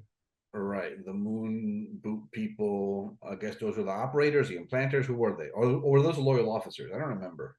I don't think they were loyal officers. They were just it was just something that would re-stimulate people. Okay, just like the Dianetics volcano. Yes. Right. That was short-lived. I'm assuming it didn't work. Well, do you know why it ended, or what was the circumstance behind that? I wasn't on the lines, but I remember Joan Robertson, who was Bill's wife at the time. She was out there in LA with him, and when they came back, she became an aide. So she was at the aides table at mealtime, and she would tell us stories. And one day she confessed that the big problem with that uniform was that the crotches would get yellow. Oh, Lord have mercy. Oh dear. Apart from being ridiculous, you also have yellow crotches. Very OT. Well, this is why I love talking to you. You just get these little nuggets. All right. What's your opinion on the critics, such as Leah? I forget how you pronounce her last name. Leah Remini, Rathbun, Mike Rinder, etc. What's your opinion on these guys? Do you think they're doing more harm than good? Do you think it's a good thing that they're exposing things? What's your take? Well, I think it's good that wrongness should be exposed. Definitely. I think it's good that people who are thinking about getting involved with the Church of Scientology be warned to be very careful, and that's definitely necessary. Other than that, I'm not really interested. I'm not in the business of bashing Scientology and L. Ron Hubbard. I'm deeply disappointed that the word Scientology has developed a new action definition. And that action definition consists of the misbehaviors of Miscavige and his so-called church, and all the noise that restimulates amongst the people who hate him and the org and the tech and L. Ron Hubbard, and all the noise about that. The media is full of the scandals. Yep. And as far as I can see, most of the world now, when they see the word Scientology, they think about the scandals and the noise. And they just don't know that there's a technology called Scientology, which is completely disconnected from all of that junk. And I have nothing to do with that noise. I don't contradict them. I don't, as far as I'm concerned, whatever is true for them is true for them. And if it's their part in life to be bashing Miscavige and the church and LRH and Scientology, okay, that's their part. You get on with it. Not my part. And I'm not supporting you. I'm not getting in your way. But you just get on with your part. Not my business anymore. Correct. The issue that I have is two things. Number one, and it boggles my mind when some of them are like OT7, and I'm like, they don't recognize anything good in the tech, and I'm like, you went through this entire bridge, you went through training, you went through. You cannot tell me that you spent 30 years and it was all crap. But that's what they kind of utter. Yeah. And that just seems so dishonest. I'm like, here we're honest. We're talking about, we obviously are not worshiping LRH with this conversation. We do respect the man. We're talking about the good and the bad, and it's truthful. There's very honest conversations we're having here on this channel. So that bothers me because they outnumber channels like this by like 1,000,000 to 1. So they have this wide, broad reach, and they're just putting out just one side. And that's the issue that I have with them.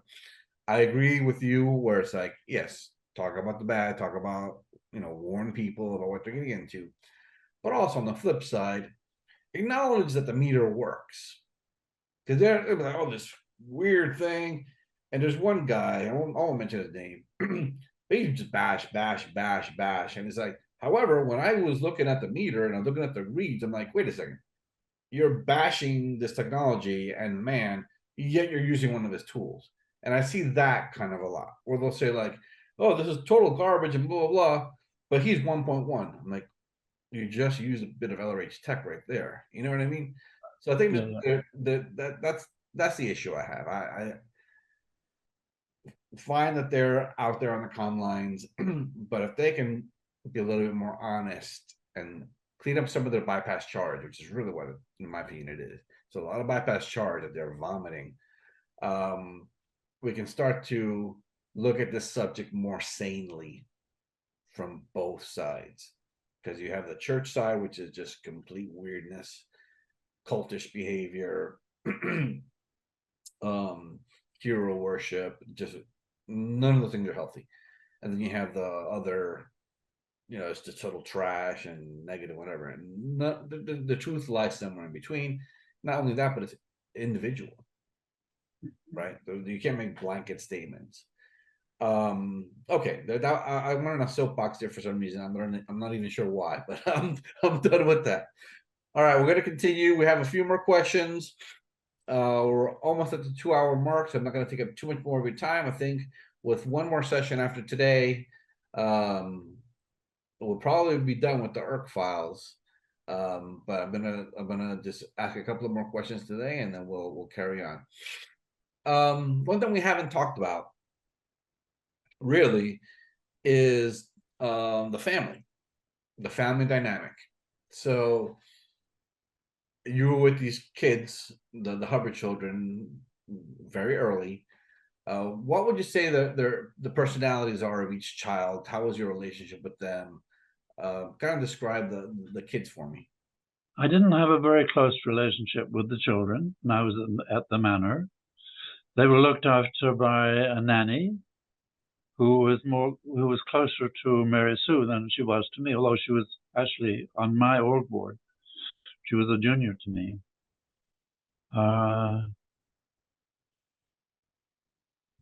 But the children, I thought, they seemed happy and energetic. Diana, being the eldest, was obviously in charge of the four of them. And I think the games they played were, I really don't know about them all, but she was normally, if they were running around, she was normally in front. Hmm. Well, of course, she had longer legs being older, but she was the director or the manager as far as that group of four children were concerned. Suzette Suzette was a character. I liked Suzette. I had very little to do with her. I remember I'll tell you a little story. One day she said to me she's not feeling well one afternoon. So I take her temperature and it's a little bit high. So I go straight to LRH and I said, Suzette says she's not feeling well. She's got a little bit of a temperature. I said, okay, call the doctor. And he said, no, take her temperature again and call the doctor if it's still high. So I had Suzette put the thermometer in her mouth. In those days, it wasn't digital. It was a regular mercury thermometer. Mm-hmm. And I had to run off and do something. It just could not wait. And I got back to Suzette just a few minutes later, and the temperature was very high. I mean, it was well over 100. So it was over 102. So I called the doctor. The doctor came out, and he found that her temperature was just a little bit above normal. So, of course, I was completely embarrassed, but I realized that Suzette had made a fool out of me. She hadn't taken her temperature. She'd taken the temperature of the radiator. I was about to say a little trickery there.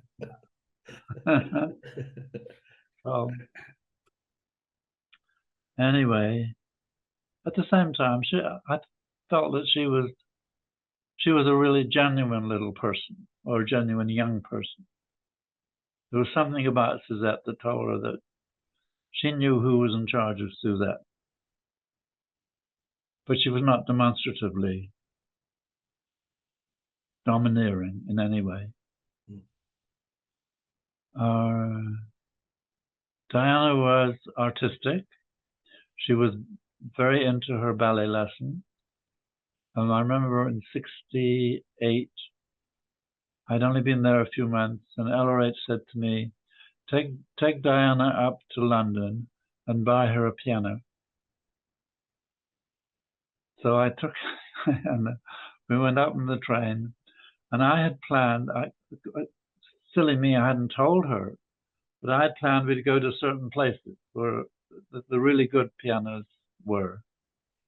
And the first place we went to was Bechstein, which were a very good piano, and that was on Curzon Street in London, in the West End. But I was going to go from there to the Blüthner piano place, and then the Broadwood and Steinway. and she was to choose. She was just to go there and sample and find a piano she liked. But stupidly, I forgot to tell her. So we went to Bechstein's and she played a nice piano. She says, I want this one. So it was £500, which was quite a lot in those days. And the salesman knew me because I used to go there quite often. These big piano dealers, they had studios upstairs which you could hire to practice or rehearse on their pianos. So I'd been there several times, and he said quietly to me, "You can have a £50 discount." And I said no, thank you. I think I didn't want to make a commission out of LRH. Then afterwards, of course, I realized how stupid. I could have said yes, thank you, and given him the £50. Anyway, she chose that piano, and we were back in St. Hill in time for me to give him his dinner. I went into his office to tell him his dinner was ready. He was in there with Red Sharp, and he said, "Did you get the piano?" And I said, "Yes." And he said, "How much?" Suspecting it was going to be not cheap. And I said, 500. And he kind of grimaced, and Reg laughed. But it was a very nice piano. And she had it in her bedroom, and she played it a lot. She was very talented, and it's actually a tragedy for her that she wasn't allowed to develop, to get proper education.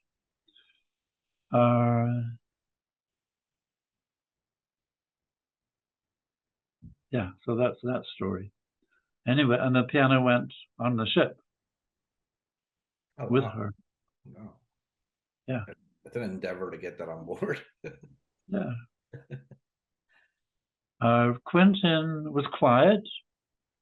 He seemed happy.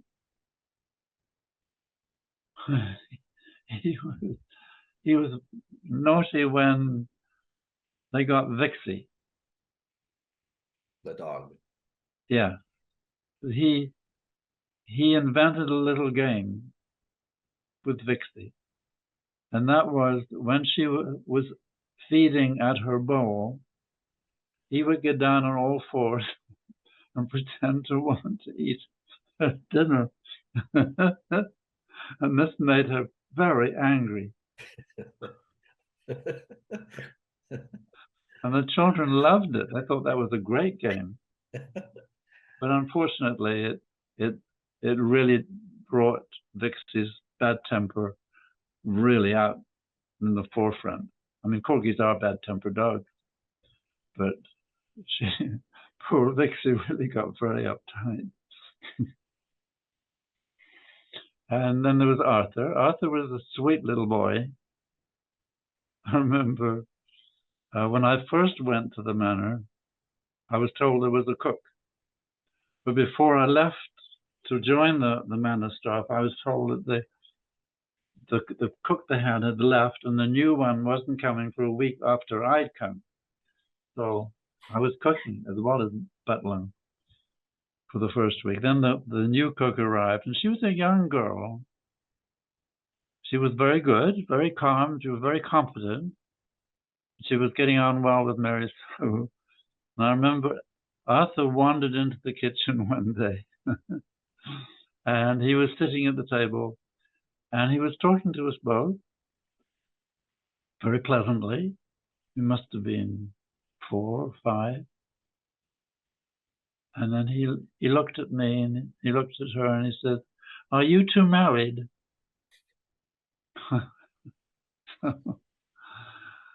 Of course, we assured him that was not the case. It was a little bit embarrassing because I could have assured him it would never be the case. And I don't know what she felt about that, but I was on the spot a little bit. But he was a good guy. I liked Arthur. But I didn't have an awful lot to do with the children directly. I went there with the purpose of serving LRH, and that was always the emphasis of my day. The children were being looked after. Mary Sue had a very nice routine. On Saturday afternoon, she would be up early and she'd get in her car with the 4 children, and they go off to East Grinstead for the afternoon. They'd be out a couple of hours. I never knew what they do, but I guess they did a little shopping, and then they had ice cream and cake and all that stuff. And they came back and they pile out of the car, and obviously this was the important thing about their whole week was that time they had with Mary Sue out in East Grinstead.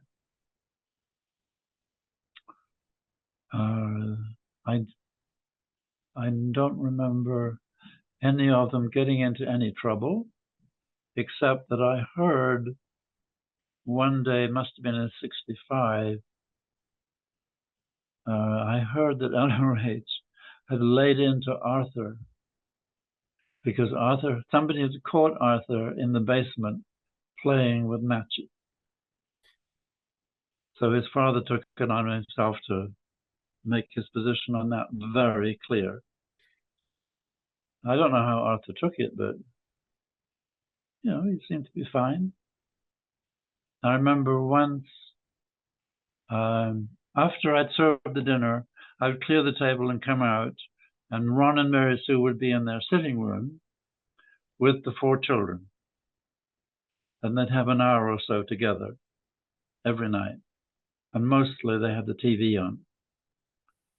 And I remember coming through one evening, and I remember a couple of stories about that part of the procedure. Anyway, I overheard LRH saying to Arthur, "It's not that we don't love you, Arthur, but we must have order."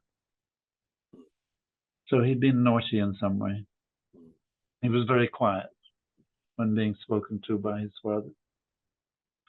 The other thing I remember about that little trek through the sitting room and the family, it was always dark. The lights were low, I guess, so they could see the TV. But and the carpet was dark. It was a dark red, and of course Corky is a dark red. And I've come out of the dining room with my tray, and I'm striding through, and I say good night to Ron and good night to Mary Sue. And before I know it, I've kicked poor Vixie in the belly.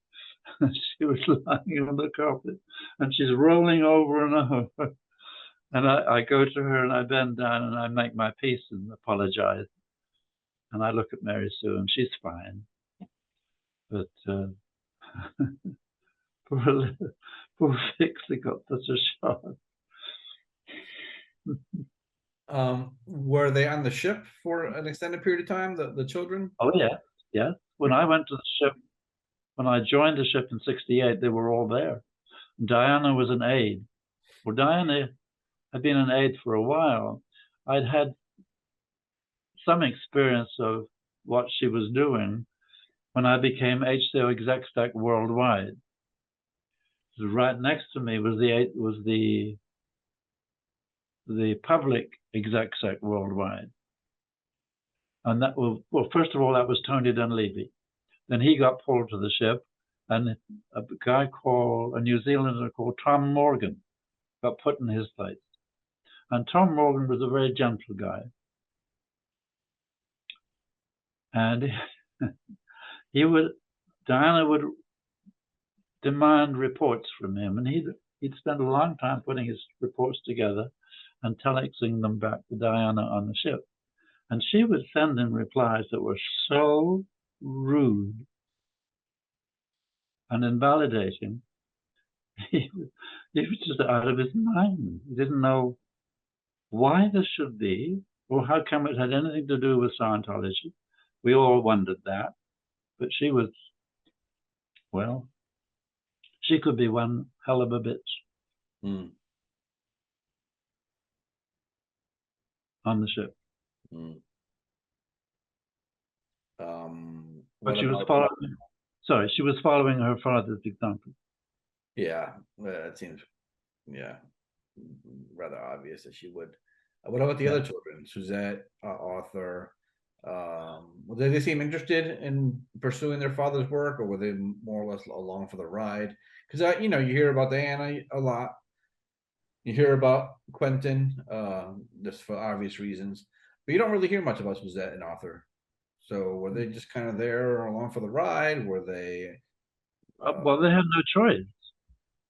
Their parents put them on the ship, and there they stayed until their parents decided otherwise. Were they I don't. gung-ho Scientologists? Like, do you feel like they had that same pure commitment and passion as the rest of the guys? Well, Diana did. She was true blue Sea Org, military style. Well, I knew that because of what I'd seen of her when I was at Worldwide, before I went to the ship. I had nothing to do with her when I was on the ship as LRH-Com Apollo. And I didn't see very much of Quentin. Arthur was running around like a little boy, or a fairly little boy. He was growing up. I had no idea what Quentin was doing. That wasn't part of my responsibility. I was interested in him, but I didn't see him, and he didn't talk to me, so we weren't friends. Now, Suzette was a messenger. One of the messengers. And if you have time, I'll tell you a strange story. Go for it. Okay. We were in Corfu, and he was working on the Greek government to let him set up an organization on Corfu Island on the shore, which was going to be an AO. But he was presenting in a certain way to the Greek government. He was trying to get their permission to set up this place, which then would become his headquarters. Because they didn't know that. I mean, he wasn't telling the government that. Anyway, things didn't go right, and I guessed that the CIA, or maybe the British intelligence, got onto the Greek government. And one day we got an order through the harbor master that we had to leave within 24 hours. I had to leave Corfu and the country within 24 hours. So, pandemonium. We're not really ready. We're so unready, it's going to be real difficult to get ready for sea in 24 hours. There's pandemonium. I was LRH-Com Apollo, and I'm in Department 21. In Department 21 is the port captain, who is responsible for port relations. Well, this is a guy called Peter Warren. He was good at the job. But LRH ordered that Peter Warren go ahead. He decided we were going to the port in Sicily called Cagliari, which LRH called Cagliari. Anyway, that was to be our next port. And Peter Warren was he was flown ahead to Cagliari to set up the ship's rep, who knew us from earlier visits before my time, to make everything smooth for our entry into that port, which is kind of complicated business. Mm-hmm. Anyway, Peter Warren's off, and I'm left in the position where I have to this documentation you have to do before you can leave a port. And the consul, the Panamanian consul, had to come aboard and do stamps and do all kinds of things in order that we could leave port legally. So fortunately, the ship's rep hat was well done. So I could find everything I needed to do in the right sequence. Mm. And one of the things, this is a little diversion, one of the things I had to fill in was a form which included information about the emergency stores on the ship. So I had no idea. So I went to the chief steward and I said, what are the emergency stores? She gave me a list. And I almost fell overboard.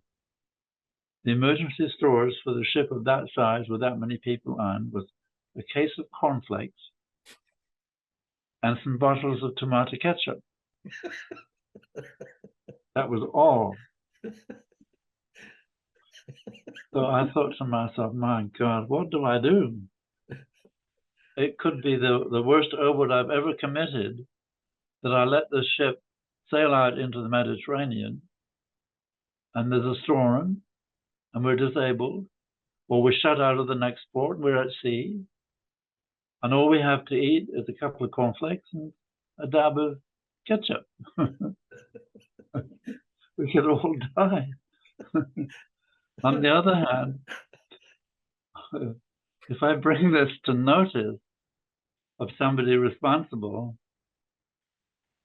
even more pandemonium is going to break loose, because we have to, and I have being the one to bring this to notice, I'm probably the one that's going to be told to go ashore and find the Solve it. Yeah. food. So I thought to myself, nothing is going to happen. We're just going to get to Cagliari and then we'll fill up the emergency storage.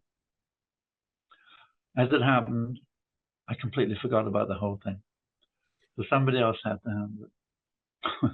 Unfortunately, I didn't get into trouble. But the actual story is that we got to Cagliari on a Sunday afternoon or evening. No, Saturday afternoon or evening.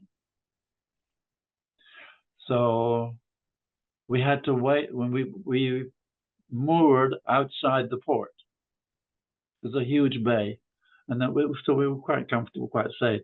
We moored outside the port, and we had to wait till Monday to begin the proceedings to clear into port, because the offices were closed. And on the Sunday morning, I suddenly get the information that LRH has ordered that a mission be sent ashore to get oil, fuel, because we're very low. And that made me think, well, we were low on oil and low on emergency stores. We're probably low on water too. So anyway, and he makes me the mission in charge. And I'm thinking, this is not going to turn out well. But then somebody tells him that Urquhart hasn't done mission school, hasn't completed mission school yet. So I'm not qualified to head up a mission. So then somebody else says, it was Amos Jessup, actually. So Amos is in charge, and there are 3 or 4 of us. We're assigned to go ashore and get this oil.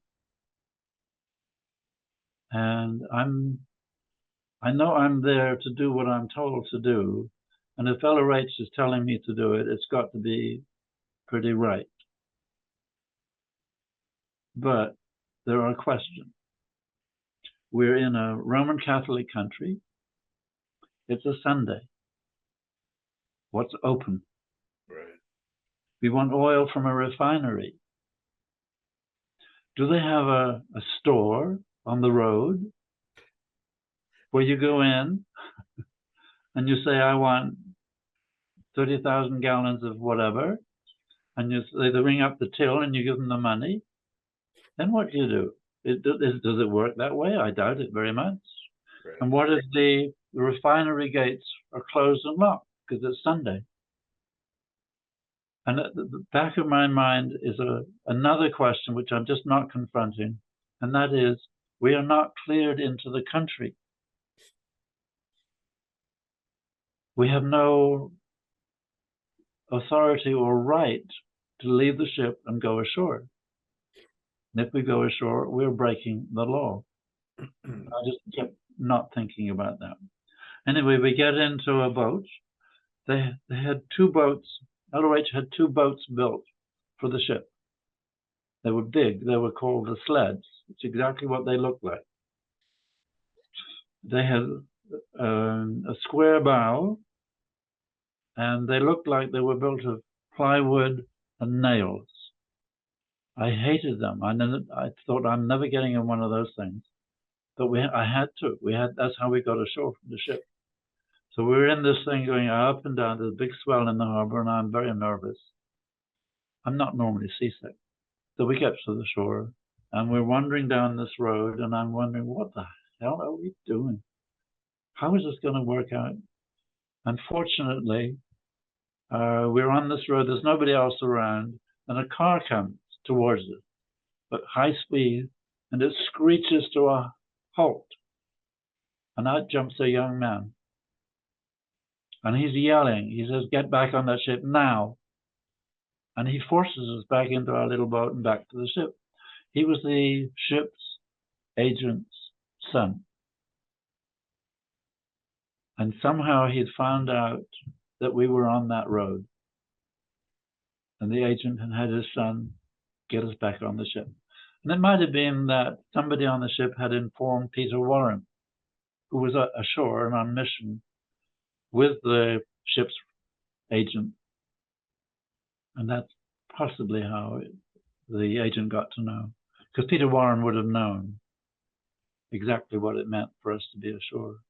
But that was my, and oh yes, the tie-in with Suzette is that just before we were getting into the boat, the Commodore sent Suzette down, and she was running around amongst us, and she was saying, "Anybody have any questions?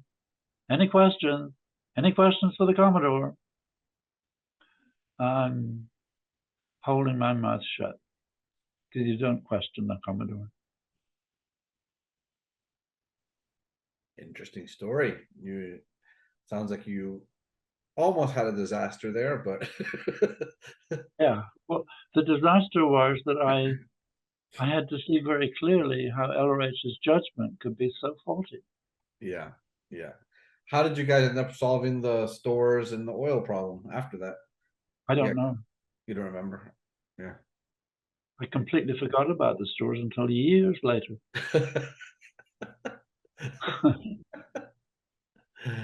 Okay, last question for the day. We're running a little long, but last question for the day. Just I want to finish on the subject of the kids. What was the reaction when the news about Quentin came along regarding his death? What did you see? What did you hear? What was the experience like? And then we'll end I off. heard that he died. Then I heard that he'd been found in a car near Las Vegas. Was it Las Vegas? Mhm. I think it was Las Vegas. Yeah. So I felt very, very sorry for Mary Sue. She had already left for California at that time.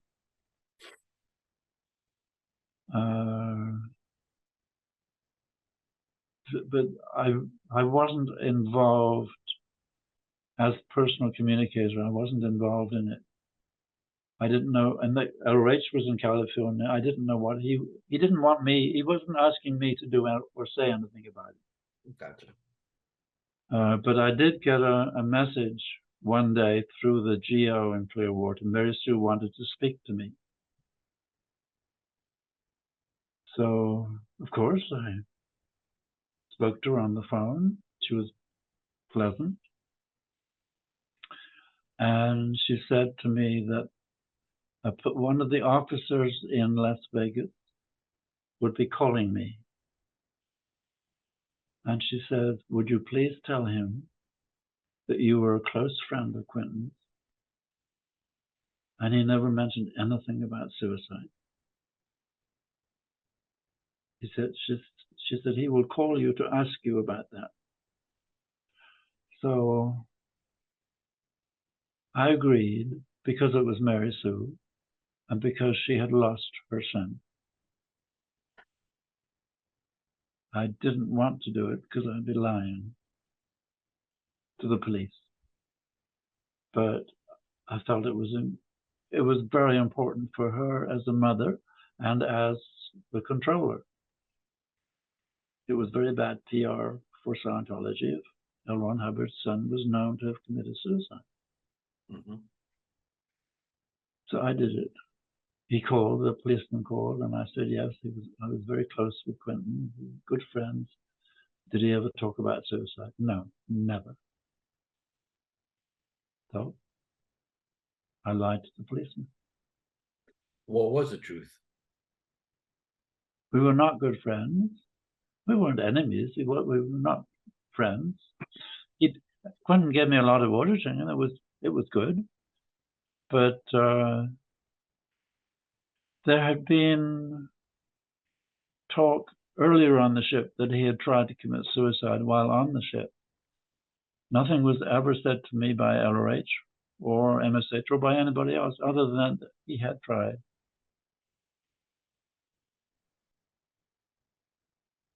Okay. That is corroborating a lot of the other stuff that I've heard.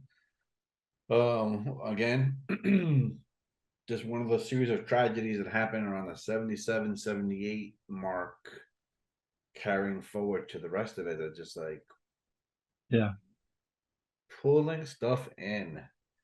Okay. I'm sorry, go ahead.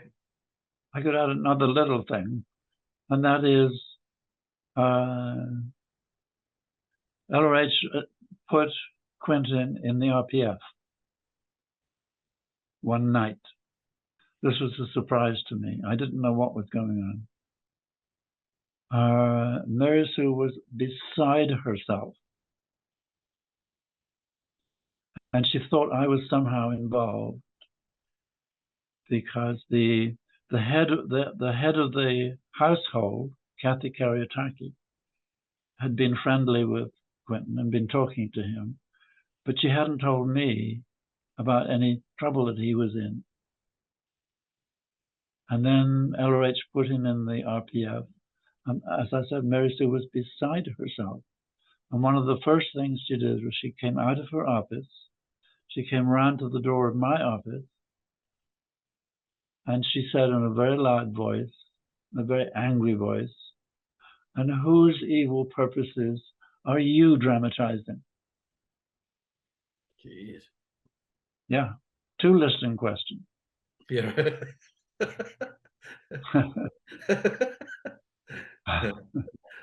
But I recognized that she was out of control. She couldn't control her feelings, and I wasn't at all surprised that she was upset that had happened to her son Quentin. I wasn't particularly interpolated by what she had said, and it wasn't until very much later that I suspected that what she was doing was speaking to me in a loud voice that he would hear. So he would hear it. Yeah. Yep. Do you know why he was put in the RPF? Do you know what the reason is? No. There was something going on between him and his father. And did he do the program, or was he taken out? He did it. No. Wow. Interesting. Okay. And speaking of children, ending off, you had no children. You never got married or had any of that. No, there's a whole story behind that too. Is it a quick one? No. Okay. So I'm gonna make a note here. Do you want to talk about that next time, or are you? Sure. All right. Yes, it's relevant, I guess. All right. Yeah, because I'm going to talk about Mary Sue next time. And this is a perfect thing. All right, so we're going to end off for today. Next time, we're going to be talking about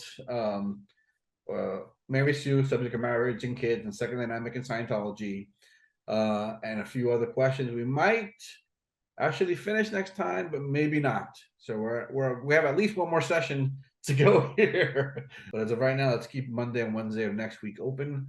And we'll continue this journey with the Irk Files. Amazing nuggets of truth and stories, and you're not going to get this anywhere else. So this is just brilliant stuff. And I know we'll talk about this a little bit next week as well, but I know you are working on kind of documenting all this stuff as well.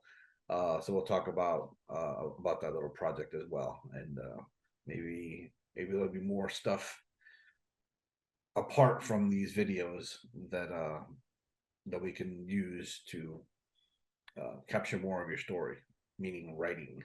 Yes, maybe. Okay. We'll see. Let's chat next week. All right, Mr. Ken, is there anything you need to say or ask before we end off here? I'm not auditing you, but I always, as my patter, it just comes naturally. Anything you care to say or ask before we end off?